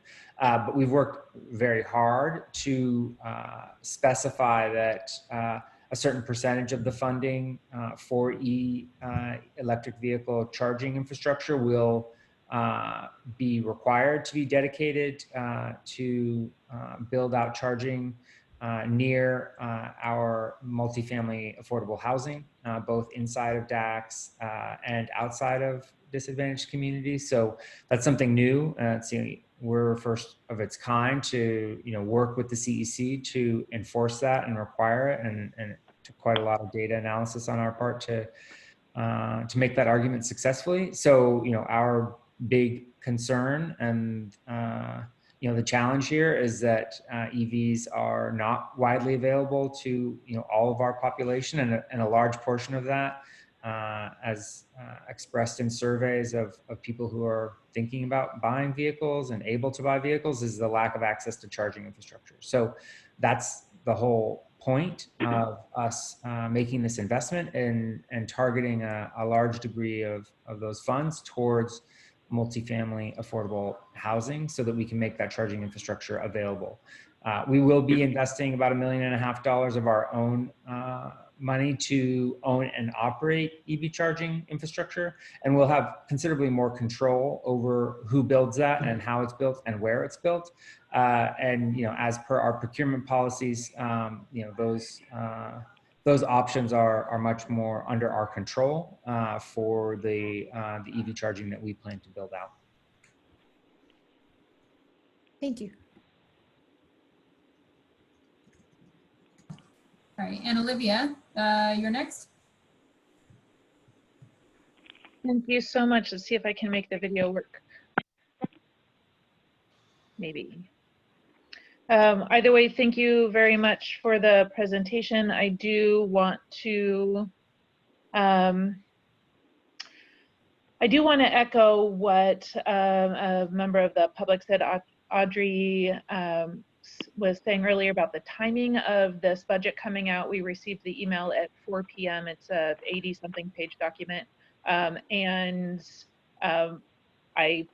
now recognize that I have to go through this far more thoroughly if the potential sale of nuclear is in there. I have a couple questions here. The first, and a couple comments, and the first is that I do support the phasing out of Brilliant 100, of closing that to new members and then ending that when it is appropriate for the agency. And if you are looking at another product, I would encourage you to examine a local product that, even if it doesn't begin at 100% local, can move to 100% local. That is something that was strongly desired by the community when it began. I also support, if necessary, moving to a 0.5% discount for Bright Choice as opposed to the 1% The actual economic impact on most residential customers is incredibly small. And so that should be communicated really clearly to our customers, but also the amount of savings that it could mean for our agency and our solvency is fantastic in this time in particular. And it is far preferable from cutting funds from the local development business plan. Can you guys hear this okay? Yes, yes, I can hear you. You're clear. It froze for me, so I wasn't sure. I do, so question for staff here. Do we expect the PCIA to impact revenues as dramatically in following years? And if yes, what strategies are being considered to keep EBCE solvent?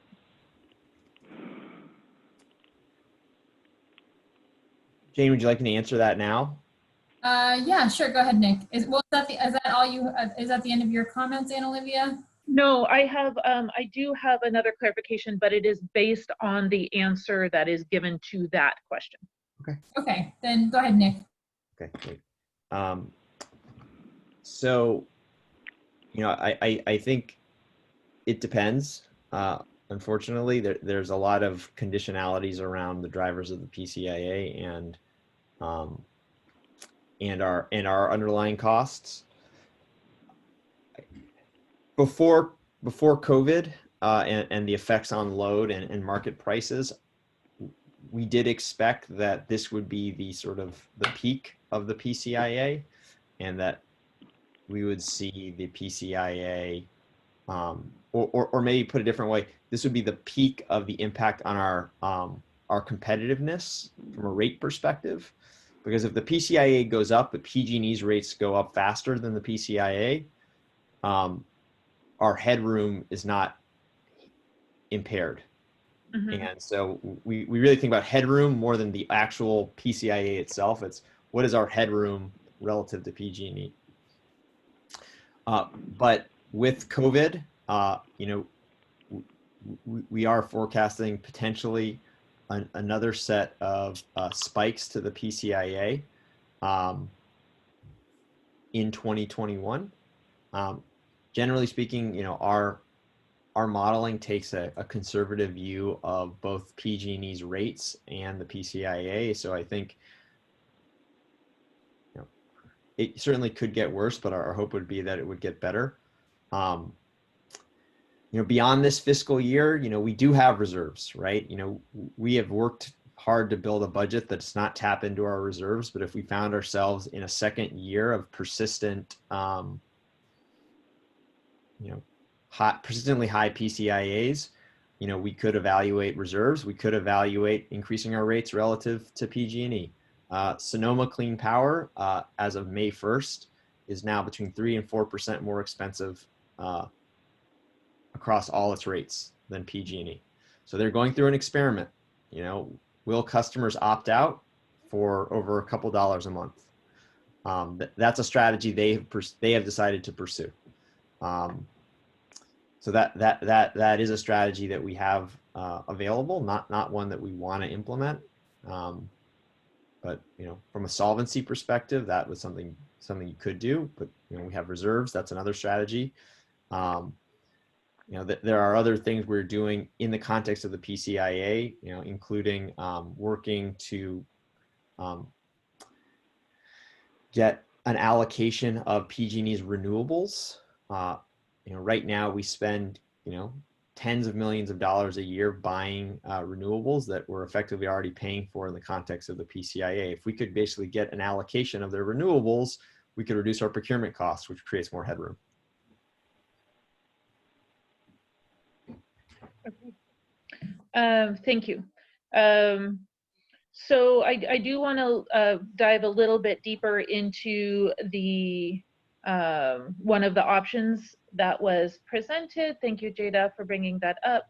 And I do appreciate that the potential nuclear sale was expressed as a desire to enumerate our options thoroughly. So at this moment, I'd like to as thoroughly explore the risk.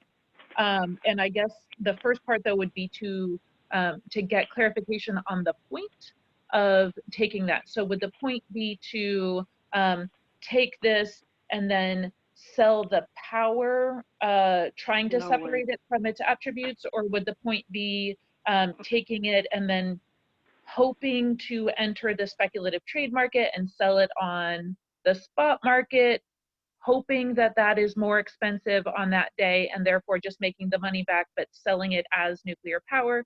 Like what would be the end goal of that particular strategy? So if we were to pursue the strategy, and we're not recommending that, it's just an enumeration, the goal would be a resale of the attribute. Okay. And presumably any resale would have to be negotiated prior to going out and accepting an allocation. So you would have a pre-negotiated agreement with a third party saying they will, any nuclear that is allocated to us would be immediately resold to them at some pre-negotiated price. And so from that perspective, none of that power would ever serve our customers or hit our power content label. Okay. But that's the mechanics. All right, cool. I mean, we did get clarification that for the purposes of the power content label, there is no such thing as a separated attribute. So it wouldn't go onto our power content label. That's awesome. Just because there's a whole myriad of legal ramifications there. So if at any point that becomes something that we are looking at, I would have extreme questions around the risk associated with entering into speculative trade as something that CCAs do. And again, since this just came out 3 hours before the meeting started, I imagine there will be a lot of follow-up questions on that. Thank you so much for being here individually to explain this to us. I know a lot of things are changing really quickly, and I really want to throw a lot of respect to our staff and everyone who's making a lot of decisions very quickly and having to be incredibly nimble in a very rapidly changing dynamic environment is the nicest way I could put that one. You guys are having to take on a lot. So I just really would like to recognize that. Thank you. We also have a hand from Member Landry. Yes, thank you. A couple of things. First of all, at the last CAC meeting, I did support the investment in electrification, mostly because even though I don't own an electric vehicle and probably won't own one soon, but I do support the climate goals, and I do support the investment of, from 15 million, we could potentially get 60 million back, and I think that's a good investment, plus creation of jobs in Alameda County. However, upon further consideration, it does, if I have this correct, Nick, and you did a great presentation, it does allocate 70% of the local development business plan towards this.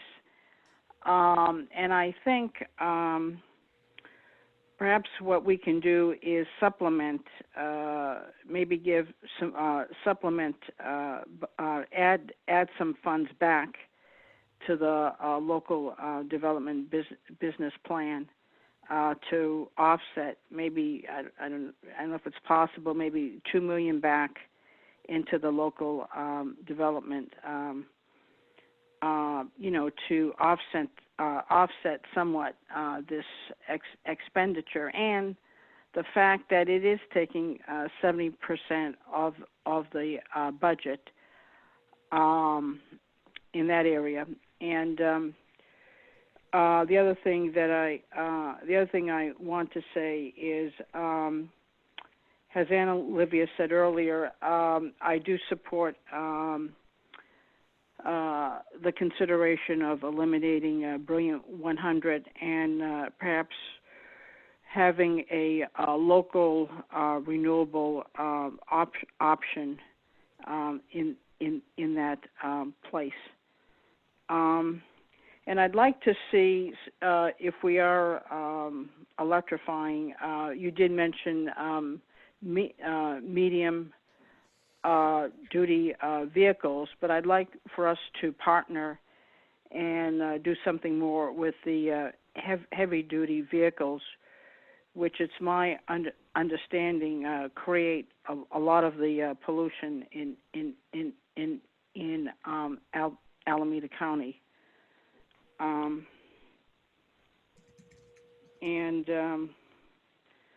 Lastly, I think everyone knows where I stand. I would be very skeptical, and I think you are too. You've somewhat admitted it, in the sale of any nuclear allocation. I think we should stay clear of that, because in my mind it goes against our values of having a greener and cleaner. I know it's cleaner in my mind, is beyond carbon free, but even though it's not in our product, but we are potentially selling it, and I just think we should not. I don't think it sets a good image for us to get involved in that. I think there are probably other ways of getting needed funds. So those are my comments. Thank you, Cynthia. Okay, so we are over time on this item, and it is an action item. And our role here is to provide advice to the board, and I know it's a bit challenging because we did get this document quite late in the day today. But just want to ask the committee members if there's any suggestion or movement towards advice here. There have been some common themes that have emerged here. I feel like the feedback from the committee has been fairly consistent.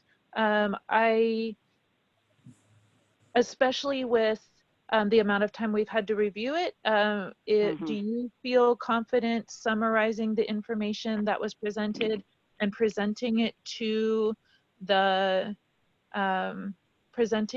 board, or would you prefer to have a concrete thing that we try and wordsmith right now? I think I would prefer to have a concrete thing, because that's how, I think it's difficult to get into the record unless we have an action to actually present. Is that right, Stephanie? We need to actually have a motion in order to make it into the comments of the annotated agenda. Is that correct? Yes, that is correct.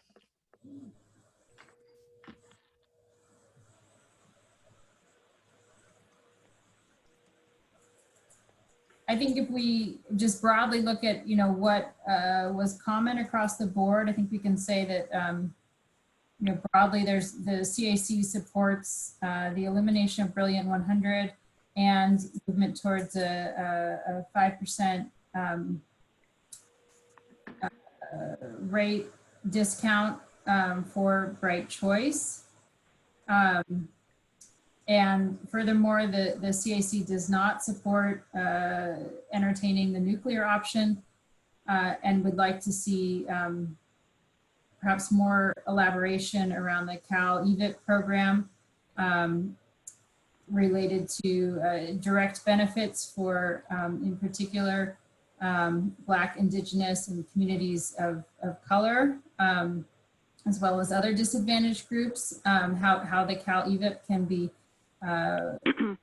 better tailored to the needs of those communities, and perhaps allocating an additional allotment towards the local development business plan.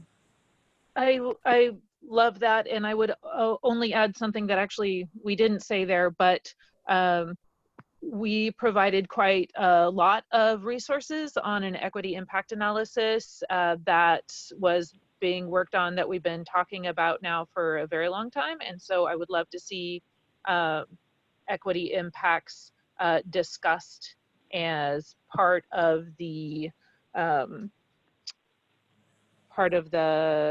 local development business plan budget stuff. But yes, I think that you did a fantastic job summarizing, and would move that be our recommendation to the board.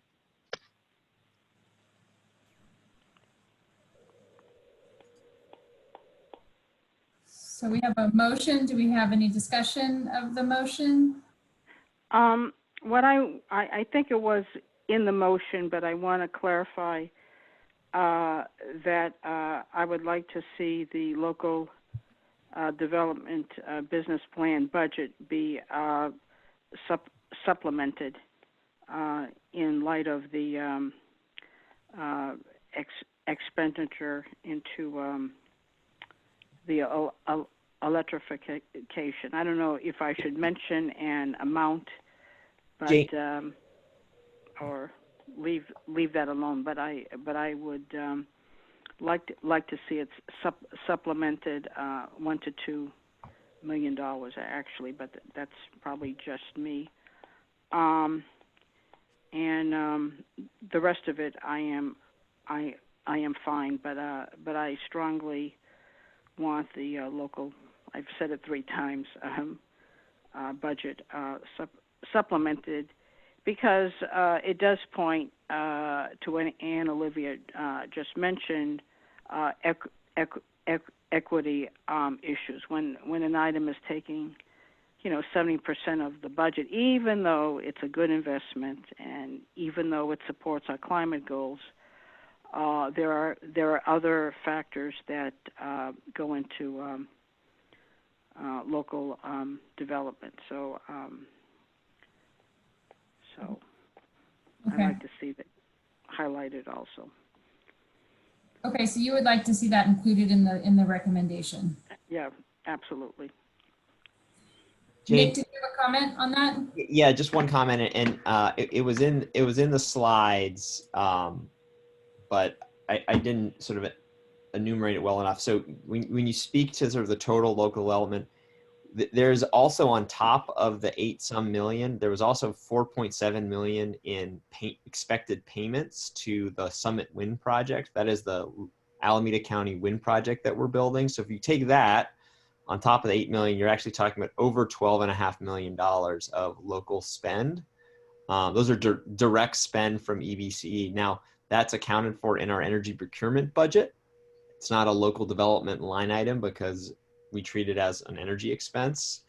But I think that's just something that's worth noting. Again, if you think about the overall investments that are being made, they're not always captured in the local development budget, which is generally an incentive or direct expense measure. Mm-hmm. Thank you for mentioning that.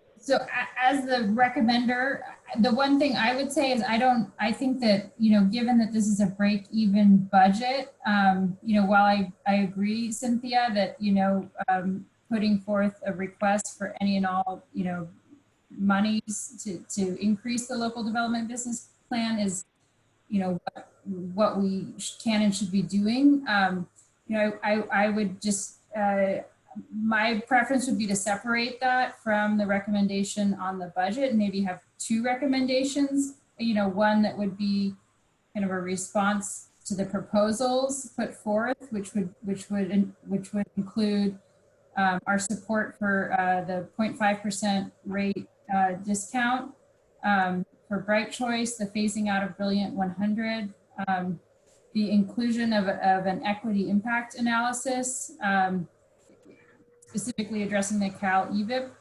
program, and a recommendation that nuclear is not entertained, and have that be one recommendation, and then a second recommendation be that the board look for opportunities to increase the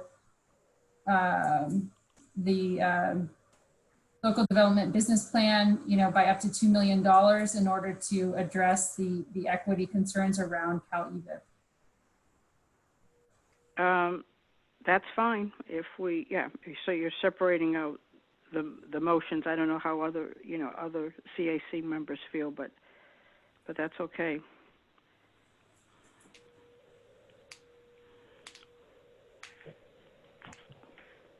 Any other thoughts or comments on that? I thought that was a good summary. I second the motion. Okay. Can we, Stephanie, have a vote on the two motions? Yes, we can do a roll call vote. On the first motion, to support the elimination of Brilliant 100, support the 0.5% discount. Going to go down the roll call. Member Eldridge? That includes the entirety of the first motion, right? The 0.5. Yes. Okay. Yeah. Then yes. Yes, with Member Landry's motion separated out into a second motion. Landry, but yes. Yes, Landry. Yes. Member Eldridge?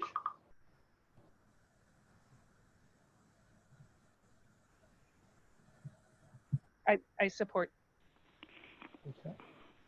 Member Thomas? I support. Member Landry? Yes. Member Pacheco? Support. And Vice Chair French? Yes. The motion passes. And so we like to do a roll call vote of Landry's proposal. Still Landry, but I would love to talk so are we suggesting that they take money out of a different part of the budget? I think that's for them to figure out. Yeah.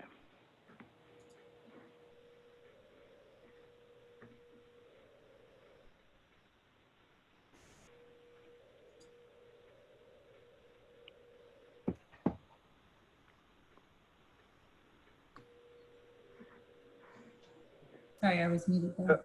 Are we waiting for a formal declaration of what the proposal is? I in general support communicating to the board increase in LDBP funding.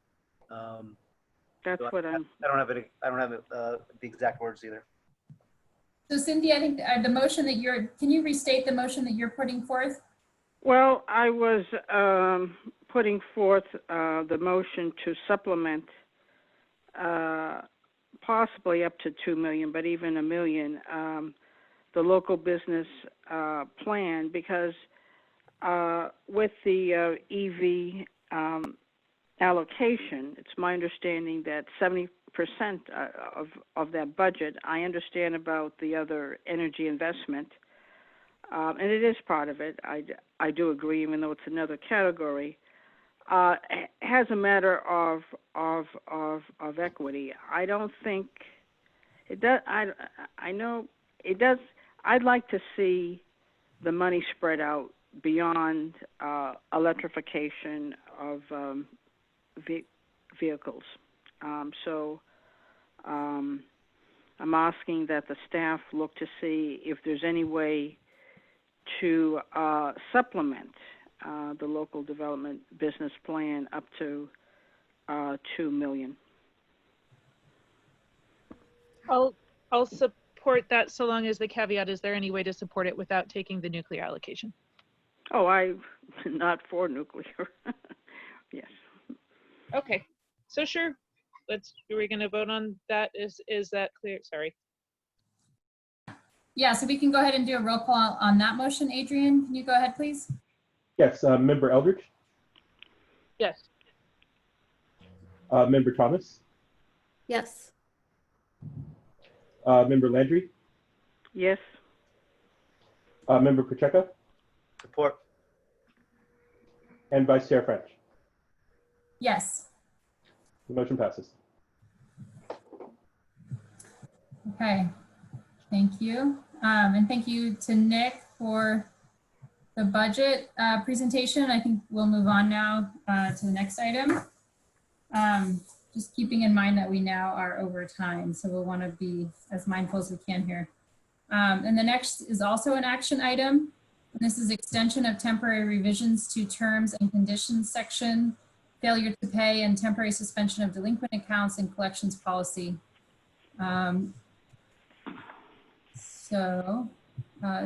Staff is going to present. Do you want to go ahead, please? Yes. So at our March meeting, we suspended our collections and delinquent, our collections policy and our policy of sending customers who are delinquent back to PG&E service for 90 days. We are seeking to extend that for another 90 days. So the consequence would be no EBC customer would be removed from EBC service and returned to PG&E for non-payment, and no EBC customer would be sent to collections for non-payment. Thank you. That's seems pretty straightforward there. Is that it, Nick? That's it. Yep. All right. That's great. So Adrian, do you want to go to public comment on this item? Yes.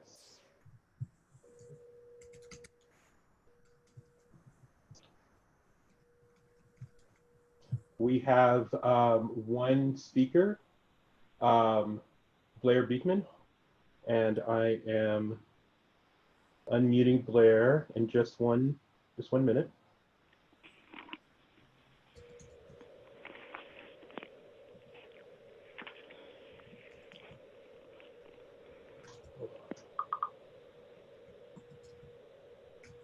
I'm sorry, hold on 1 second.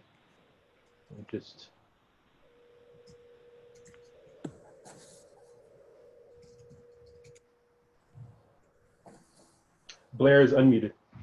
Great, thank you. Go ahead, Blair. Hi, can you hear me? Hello, can I be heard? Just the check, Yeah. thank you. Yeah, I do, thanks. I do that as a check, so thank you.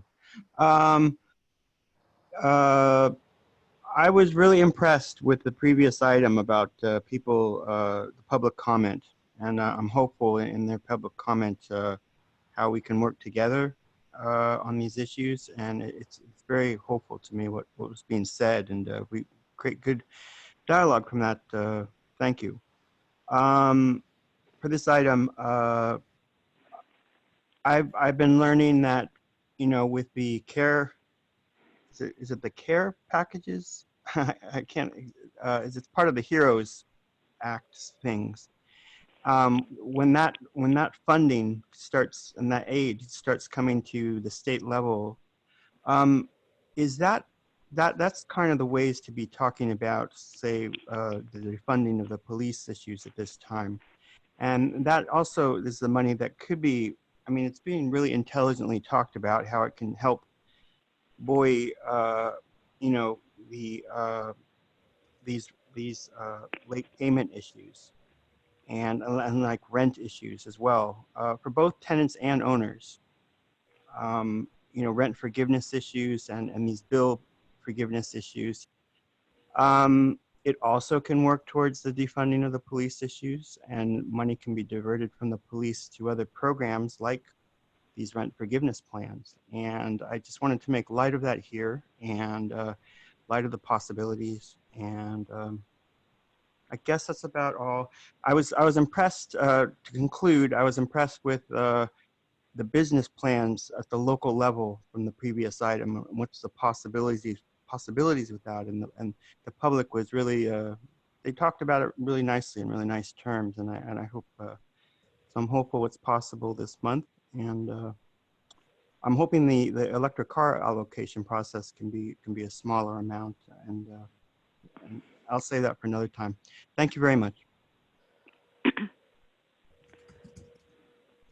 Great, thank you, Blair. Do we have any other comments here, Adrian? Those are all the comments for this item. Great, thank you. So now we can move on to the CAC members. So again, please raise your hand or just speak up if you can't raise your hand, and we can have a discussion of this item. Cynthia, do you want to go ahead and Yes. kick it off here?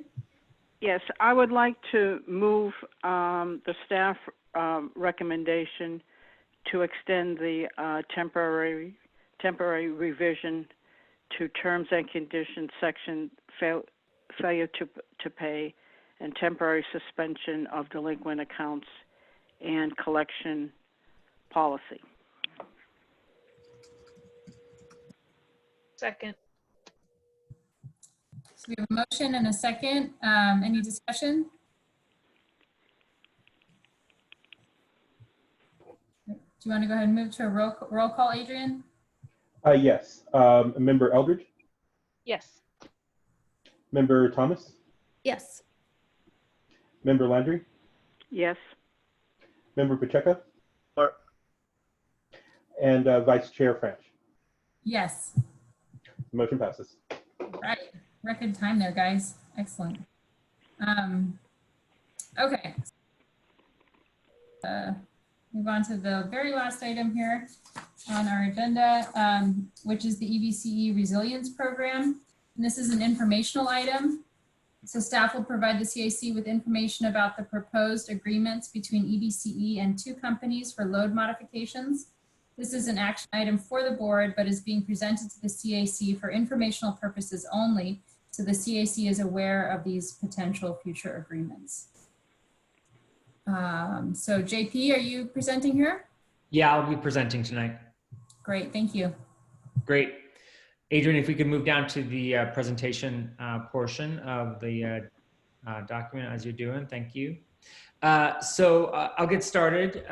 So this is a program that we have been working on for about 6 months now, and is focused on delivering resilience to our customers, residential and commercial customers, in the form of solar plus battery and battery only solutions. So as everyone is aware, our customers across Northern California really are subject and experiencing PSPS events, public safety power shutoffs. And last year alone, over 50,000 accounts of EBCEs experienced at least one public safety power shutoff. If we can go to the next slide, Adrian, I think maybe 2 down. We'll just get going. So thank you. So yeah, and actually in 2019, PSPS events resulted in many of our customers losing power.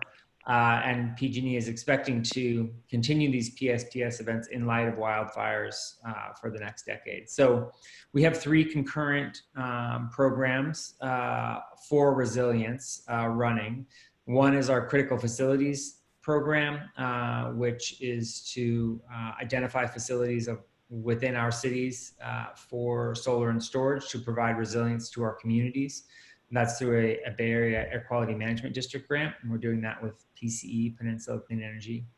We also have our medical baseline resilience program, which we're working on, which hit a bit of a hitch with COVID-19 and the recognition that families with medically dependent children were unlikely to want to engage with people entering their house in the early days of COVID, and the fact that our medical county emergency services department was totally overwhelmed, as well as were the hospitals. So we put a little bit of that on hold. And then lastly, in bold here, our resilience program for residential and commercial customers. So we are planning to deliver thousands of solar and storage systems to residential and commercial customers. And through that, we will also be modifying our load, which will result in a reduction in our resource adequacy procurement requirements. And I'll describe that a little later on. If we can go to the next slide, please. So the background here and the plan is that we are going to be partnering with 2 vendors to deploy solar and storage. And those 2 vendors are Sunrun, who we are partnering with for the Oakland Clean Energy Initiative, and Sunrun will be deploying systems for residential customers, both single family and multifamily residential accounts, as well as NLX. And NLX is going to be working with us for our commercial customers. So we'll be working with both of those providers, and the systems that we are going to be installing will be able to island from the grid. So when the grid goes down, they'll be able to provide backup power to those homes and businesses. And then the capacity from those batteries is also going to be sold to us for load modification, which has a commercial value for EBCE. So the payments that we are making for that load modification will be shared with customers. So they'll get a discount on owning the solar and battery system or having it installed on their multifamily apartment building. And so through that reduction in cost, we'll be planning to increase participation rates and enroll customers in this program. We have outlined that a minimum of 20% of our systems and the capacity from this program is going to be installed in low income and disadvantaged communities, as well as CARE, FARA, and medical baseline customers' accounts. So targeting those communities as well with this program. And through this program and the solicitation, our vendors have agreed to workforce development requirements around wage and local hiring, which is similar to what Sunrun had agreed to with the Oakland Clean Energy Initiative. And then lastly, this is one of our first major calls to action to our customers, and we're certainly going to be using this to raise awareness, and already have been using it to raise awareness with our customers. So EBCE will really be leading the marketing efforts with this program. Next slide, please.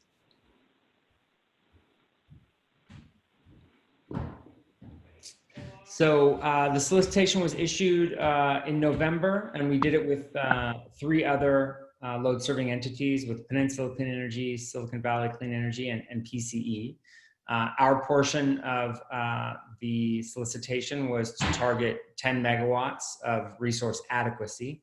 And again, that's been changed over the intervening period to load modification.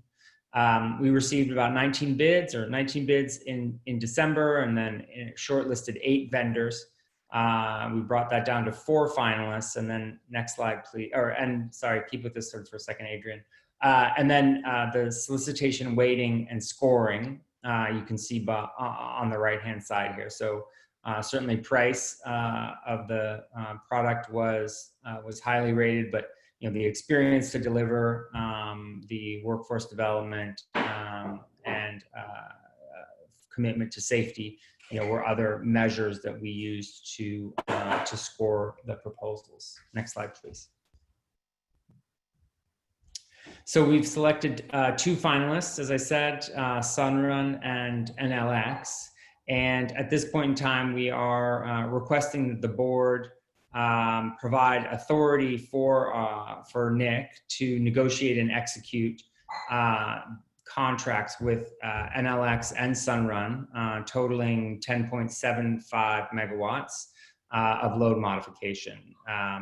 There's a slight error in this. The slide deck, I see I didn't update this slide. We basically have gotten to an approved contract with Sunrun, but because of the resource adequacy decision by the PUC, reducing the value of local resource adequacy to EBCE, we've actually not asking the board to approve that contract, but are instead requesting authority for Nick to negotiate and execute both contracts because of the reduction in value in local RA to EBCE. So we still very much are planning on signing these deals, but the game has changed a little bit, and we need to make sure that we are signing these contracts and getting the best deal for our customers. We are very much focused on launching this program as quickly as possible by the end of this month or early next, as we want to get out into the market by this fire season, and hopefully have projects underway by the time September, October, and the 2020 fire season strike, as they will. Next slide, please. So this is a slide that is meant to describe how this load modification will work. So our resource adequacy obligation, the requirement to buy resource adequacy, is basically set by our peak load. And we peak in late fall or early fall, August, September, October are our peaking months. And the highest peaks that we have during those months really set our resource adequacy requirement for procurement over the subsequent year.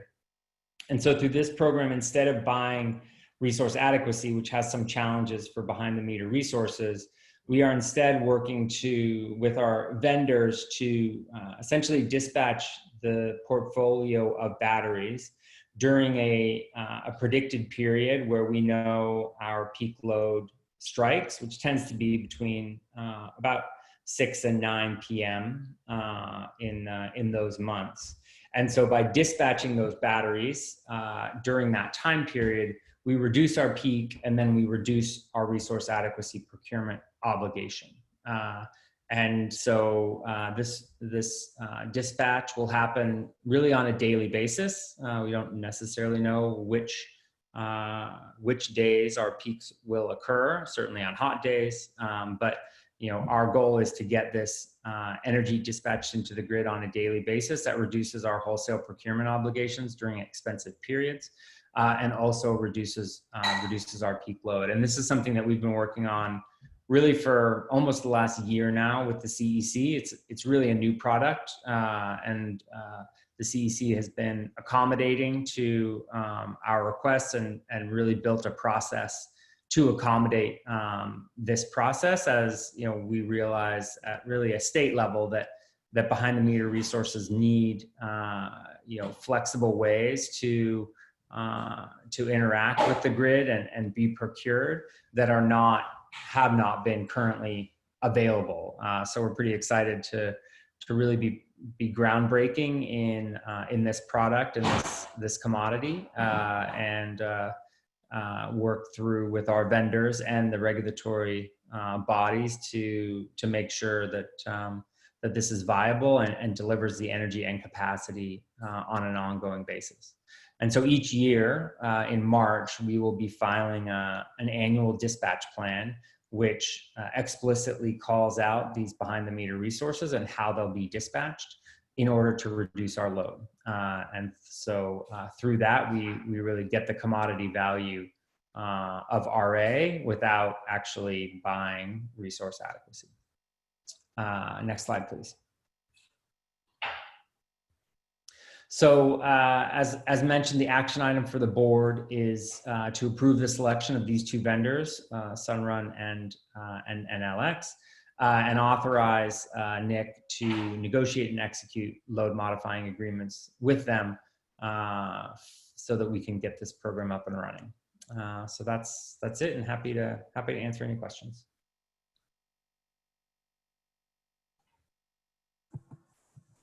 Right. Thank you, JP. And just as a reminder, this is an informational item. It's not an action item. So it's just for just to make us aware of this activity right now. So with that, we'll open it up to public comment. Adrian, do we have public comment for this item? Yes, we do. We have Jessica Tovar. Allow her to speak. Great. Thanks, Jessica. Go ahead. Hi, thank you. I wanted to say on behalf of East Bay Clean Power Alliance, this is the type of project we obviously need for resilience. We're excited about that, but one of the things that I really need to highlight is that this is only targeting, only 20% of this project is targeting vulnerable communities. We think you could do a whole lot better with increasing that. And then the other thing is, I think the local hire piece was something like 10%. Just those percentages seem really extremely low. We need to do better than that. And then the other question is, if 20% is to target vulnerable communities, where does the rest of that 80% go? Like, who are we building resilience for is the question. So that's all I have to say about that.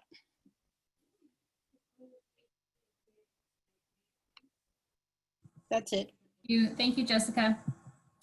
Adrian, do we have anybody else, sir? Yes, Audrey is on the speaker list. Going to unmute Audrey. Thank you. I have been unmuted. Can you hear me? Yes, thank you, Great. Audrey. Go ahead. Great. Actually, we didn't collude on this. I had the same comment as Jessica Tovar. I am in East Bay Clean Power Alliance. It strikes me that 20% these percentages are far too low.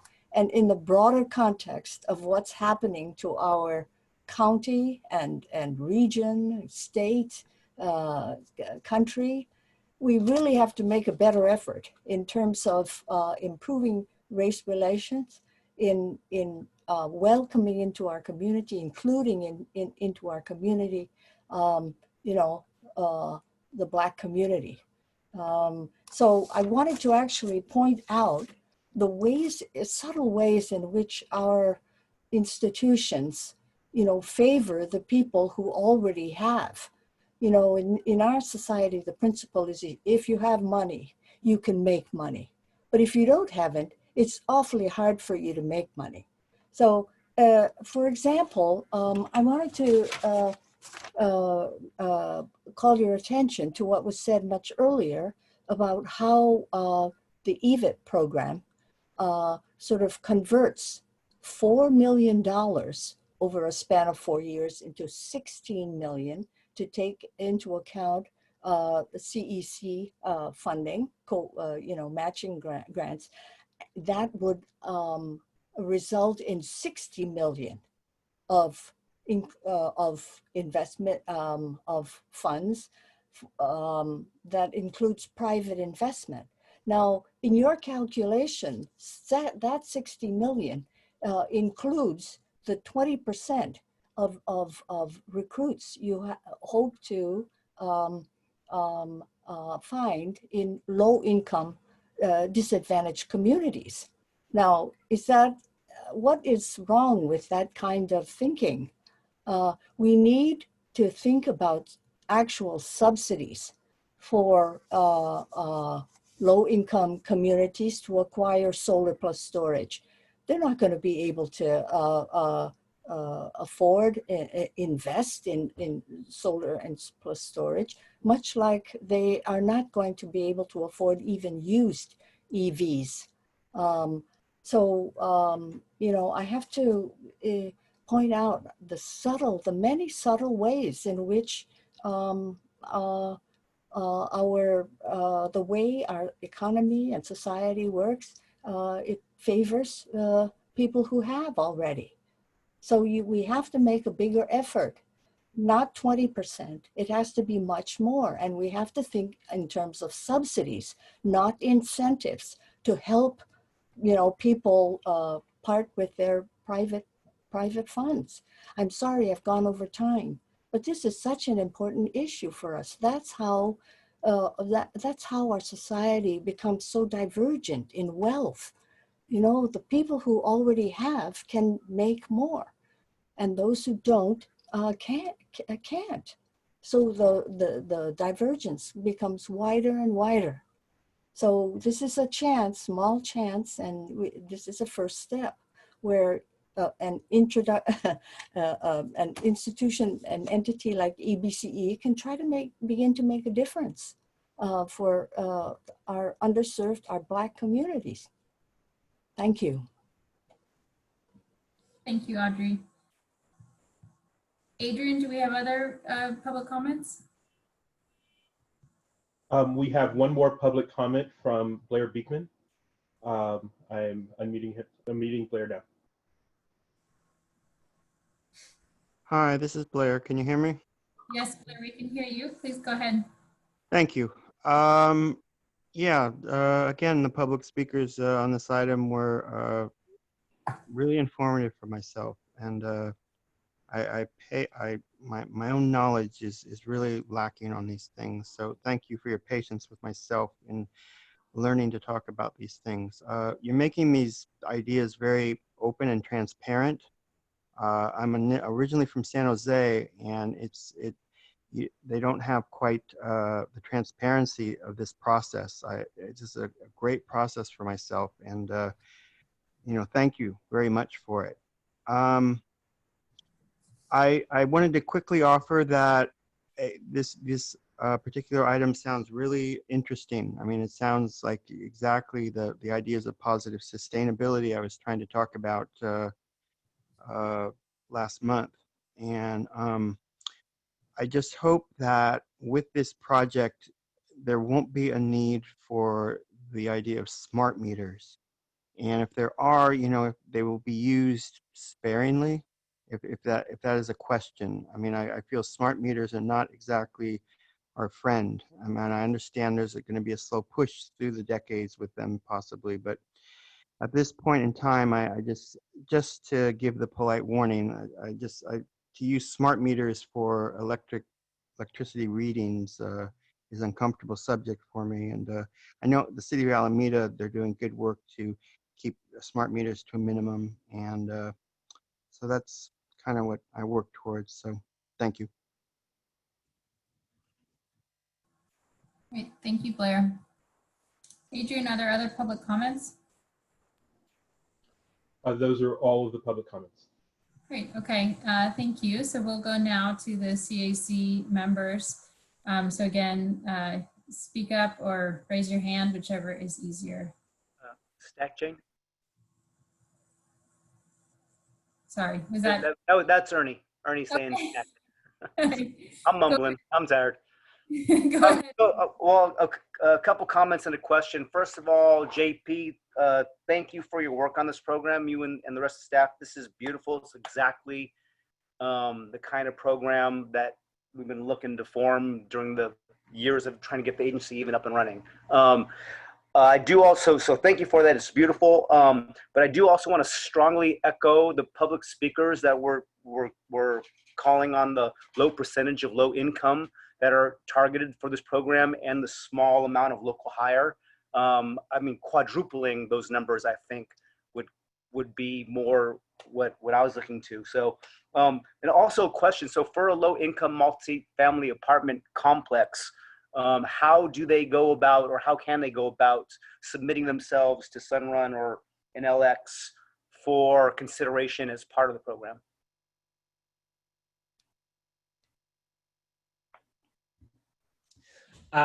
Yeah, happy to answer that, Ernie. Thanks. So we are currently working on the outreach strategy for low-income operators, and our cities have good contacts with those low-income operators. Many of them are nonprofit. Many of them are connected with our cities. So we are working diligently to really build that marketing plan in order to access those low-income operators. We also, have lists that we've been working on. CoStar data is one, and so our team has worked a lot with multifamily operators through past experience in the county, through both efficiency and electric vehicle activities. Certainly a lot of work that we're doing also, as I mentioned before, on multifamily housing with our electric vehicle incentive program activities. So that's something that we are working to develop. And one thing I would mention is, as specified in the contract, it's actually for multifamily projects, 90% of all workers employed on these jobs are going to be local hire, so not 10% as was earlier indicated. And so that's something that we are certainly working on, is making sure that the people employed are coming from Alameda County and paid good wages. So it's not lost on us the importance of making sure that that these jobs are created in Alameda County. And on the 20% target,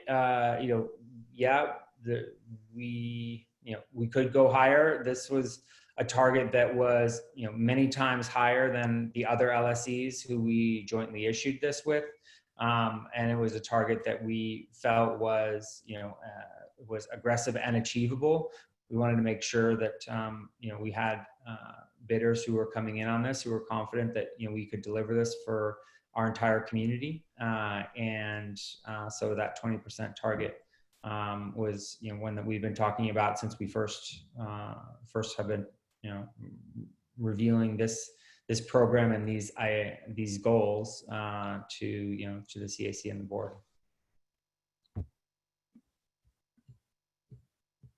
If I could ask one follow-up question. So when you say is it a matter of the cost of building these resources on a low-income apartment complex as opposed to something else that makes this a problem, or is it the distribution?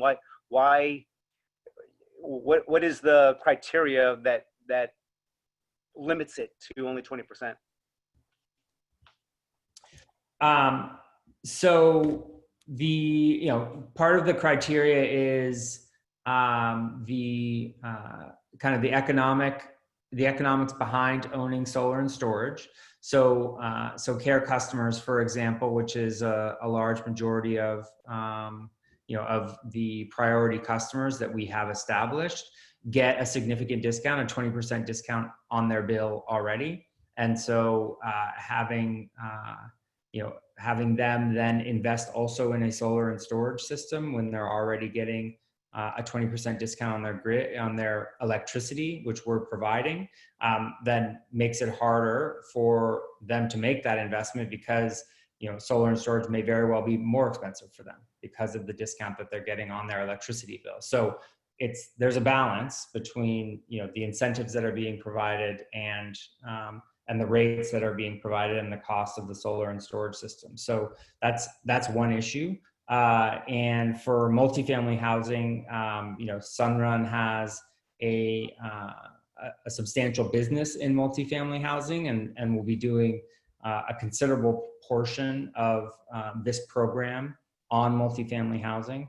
But we are experimenting with this program as it stands today, and no one's done this yet.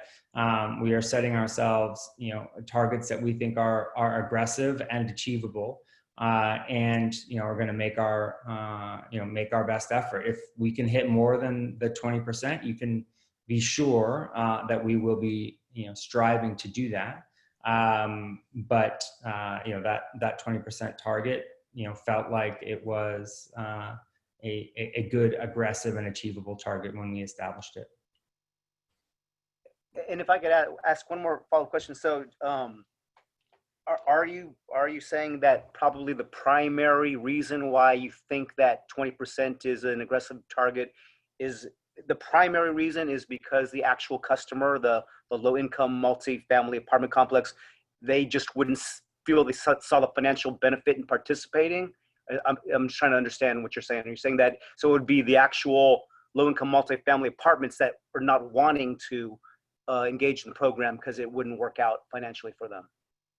Are you saying that's the greatest impediment? Well, I guess I'm saying I'm not sure. We're testing this out right now, and our goal and the point of paying above market for this program is to provide additional incentives for customers across the spectrum, both apartment owners and renters in multifamily units, as well as residents in single family homes, have a value proposition that works for them, so that they want to make this investment, because it will cost customers to make these investments. Hopefully, if they can sign up with a PPA for solar and storage, that is lower or just a bit above their monthly payments, But that's something that we are experimenting with, and trying to get out into market and provide a compelling value proposition that that saves customers money. But batteries are still more expensive, and so we're working to make this the most competitive offer that we can. But it's, as I said, it's still an experiment, and we're going to see how it lands.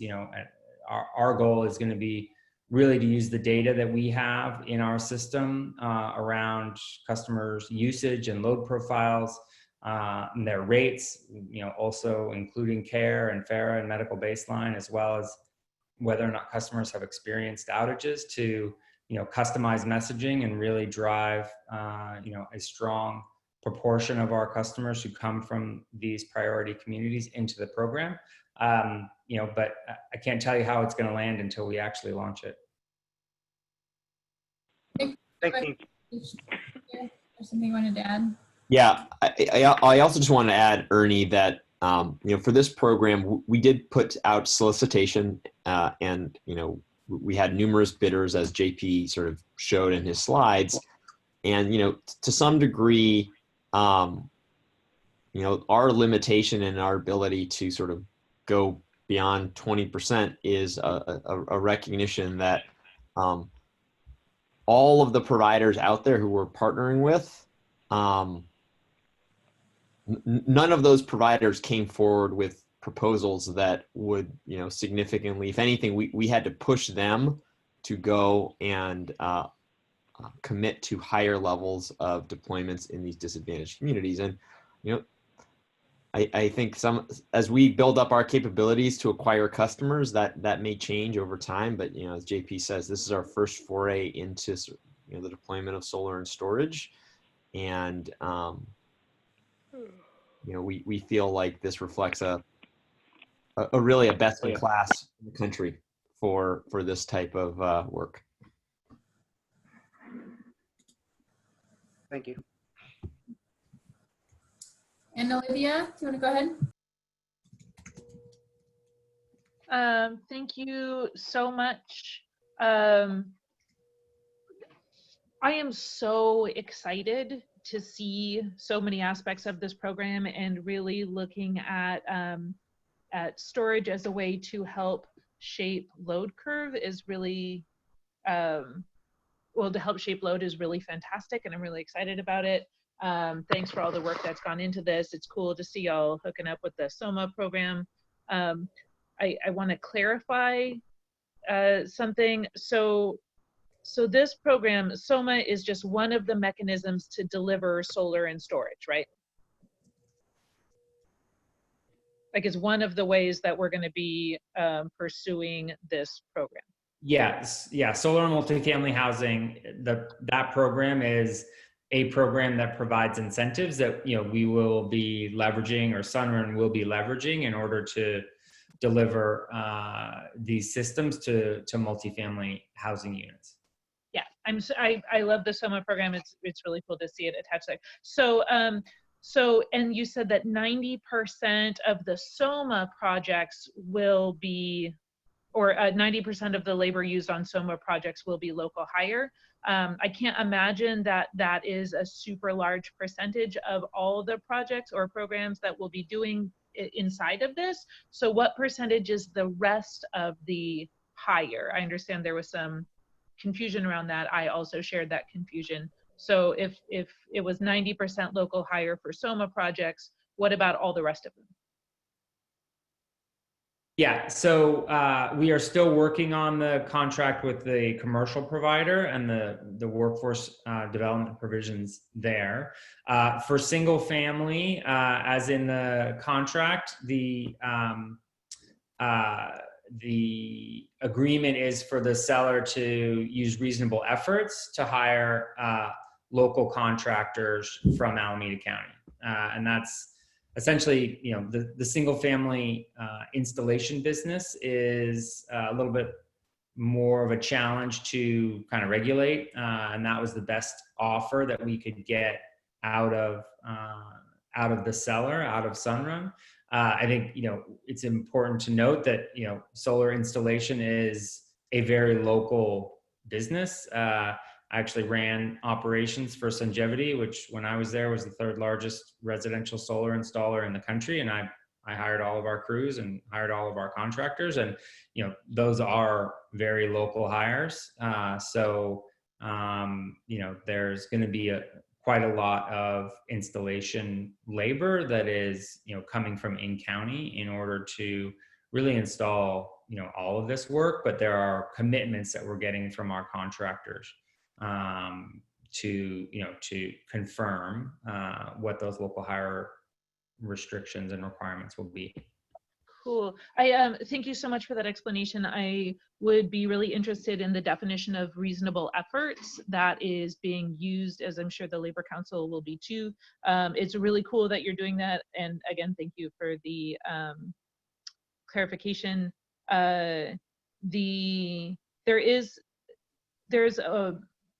I've been talking about this whole using DER to shape load recently, and it may be worth exploring to look at combining energy efficiency with the solar plus storage, especially in those targeted communities. If you can't achieve above 20%, which in our county, we have 20% who are actively care, fair, and medical baseline customers. So we have a much larger percentage of our customer base that are in communities of concern than 20%. So making sure that we have distribution at least adequate to reflect our population is probably a good goal. But if we can only hit 20% penetration, then maybe looking at ways to partner our energy efficiency programs, because with clever application of energy efficiency, the agency itself can achieve greater financial benefits and have greater impact on load shape by not just reducing the amount that is used, but actually, helping to shape that load, as you guys know about that stuff. But looking at maybe pairing this program with an aggressive energy efficiency program for our identified communities of concern could have a greater impact that would help offset that disproportionate favoritism for higher income communities. And I think that might help address some of the community concerns. Thanks so much. Sure, and just we are working on some pay for performance energy efficiency solicitations, and one of those will be targeting care customers for load shifting. So it's definitely something that that we're working on. I'd say, right now, as we're getting going and launching these programs to start, we are not kind of trying to overlap everything and be, super fancy about how we're doing things. We're just getting going on this. But certainly, leveraging our efficiency efforts, our electric vehicle efforts, our solar and storage efforts, and bringing them together is something that we will be doing over time. But as we're first getting going, we're going to get our feet under us to start. Right. It just might provide some of that additional financial incentive for folks who may find it more expensive if that's there. So you might achieve higher penetration with that mechanism. Again, thank you so much. I'm done. And Olivia, do you have any further comments from the committee members? Okay. I think in light of that, we are almost an hour over here. So again, this was an informational item. So I want to thank the staff for preparing these comments, and JP in particular. This was really helpful and a useful discussion for everybody. So let's see. Jane, I know it's an informational. This is an action item for the board on Wednesday. So I'm not just. Okay, so there's no confusion. It can be an informational item if that's your preference, but it is an action item. So I don't want there to be a sense that like, oh, this is an action item. This is an action item for the board on Wednesday. Okay. So I think, I guess from that point of view, Stephanie, could we propose a motion if we wanted to?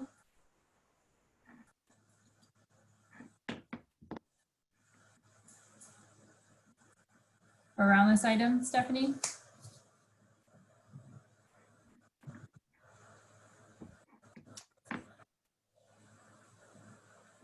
Sorry, I'm just not as familiar with all the rules. Yeah, let me go back and look here, Jane. I'm just looking at the agenda here. On our agenda, it was an informational item. So generally speaking, no, you can't vote, but the way the board usually administers things, whether it's an informational item or a voting item, there is an opportunity for you as the representative of the CAC on the board to make comments. So if there was a general consensus commentary from the board about this program, there would be an opportunity to reflect that. I believe that we added whether or not it was informational or action as a method to more clearly communicate to the public. But so long as it's agendized, we are allowed. I guess I'm not clear on that, actually. Never mind. You know, I have it as an action item on the board. It says CAC item C8, Innovation EBC Resilience Program action item. So. Okay. Well, I think in that, but let's just go ahead and then open it up. I think there's no question. From an agenda standpoint, it's an action item, so you can vote if you please. Yeah. Okay. Great. Well, then is there a motion on the floor then in terms of an action or recommendation that we want to take here? Jane? Yes. So I'm not sure I have this fully thought out, but there are things that individual cities and the county could do to facilitate a larger percentage of low-income multifamily apartment complexes considering joining the program if the vendors, allow it. There's too much about this program I don't know. Things like waiving, fees, permit fees and inspection fees and whatnot. So I don't know, I guess I'm taking the temperature of the CAC, a motion to urge the municipalities to take what individual actions they can to raise the percentage of low-income participants in this program. Okay, so we have a motion on the floor to urge municipalities to take whatever actions they can to raise the percentage of low-income community participation in this program. Is that, did I get that right, Ernie? Sounds good, yes. Great, okay. I would go ahead and second that motion. Do we have discussion or comments?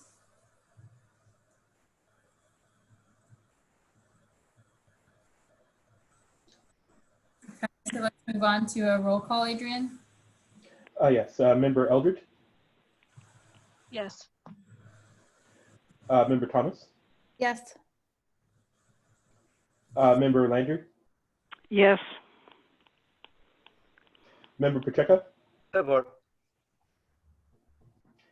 And Vice Chair French. Yes. The motion passes. Okay, thank you, and thanks for that clarification, Nick. So I think with that, we can move on here to the last item, which is really just member and staff announcements, including requests to place items on future CAC agendas. And Brenda, I have a note here as well. If you'd like to bring forward your comment at this time, or if anybody else would like to bring forward any additional comments. I made my comment earlier, so so I have no more comments now.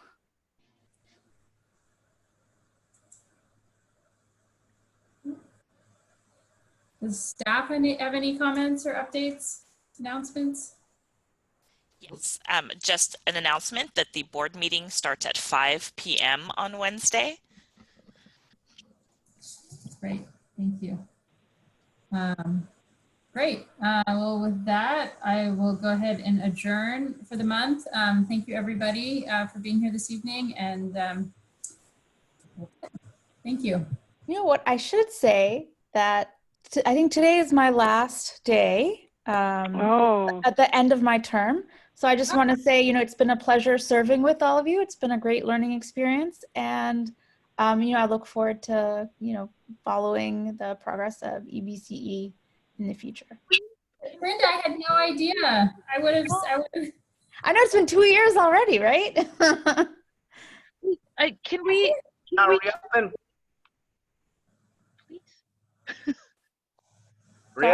up, Brenda, hurry up.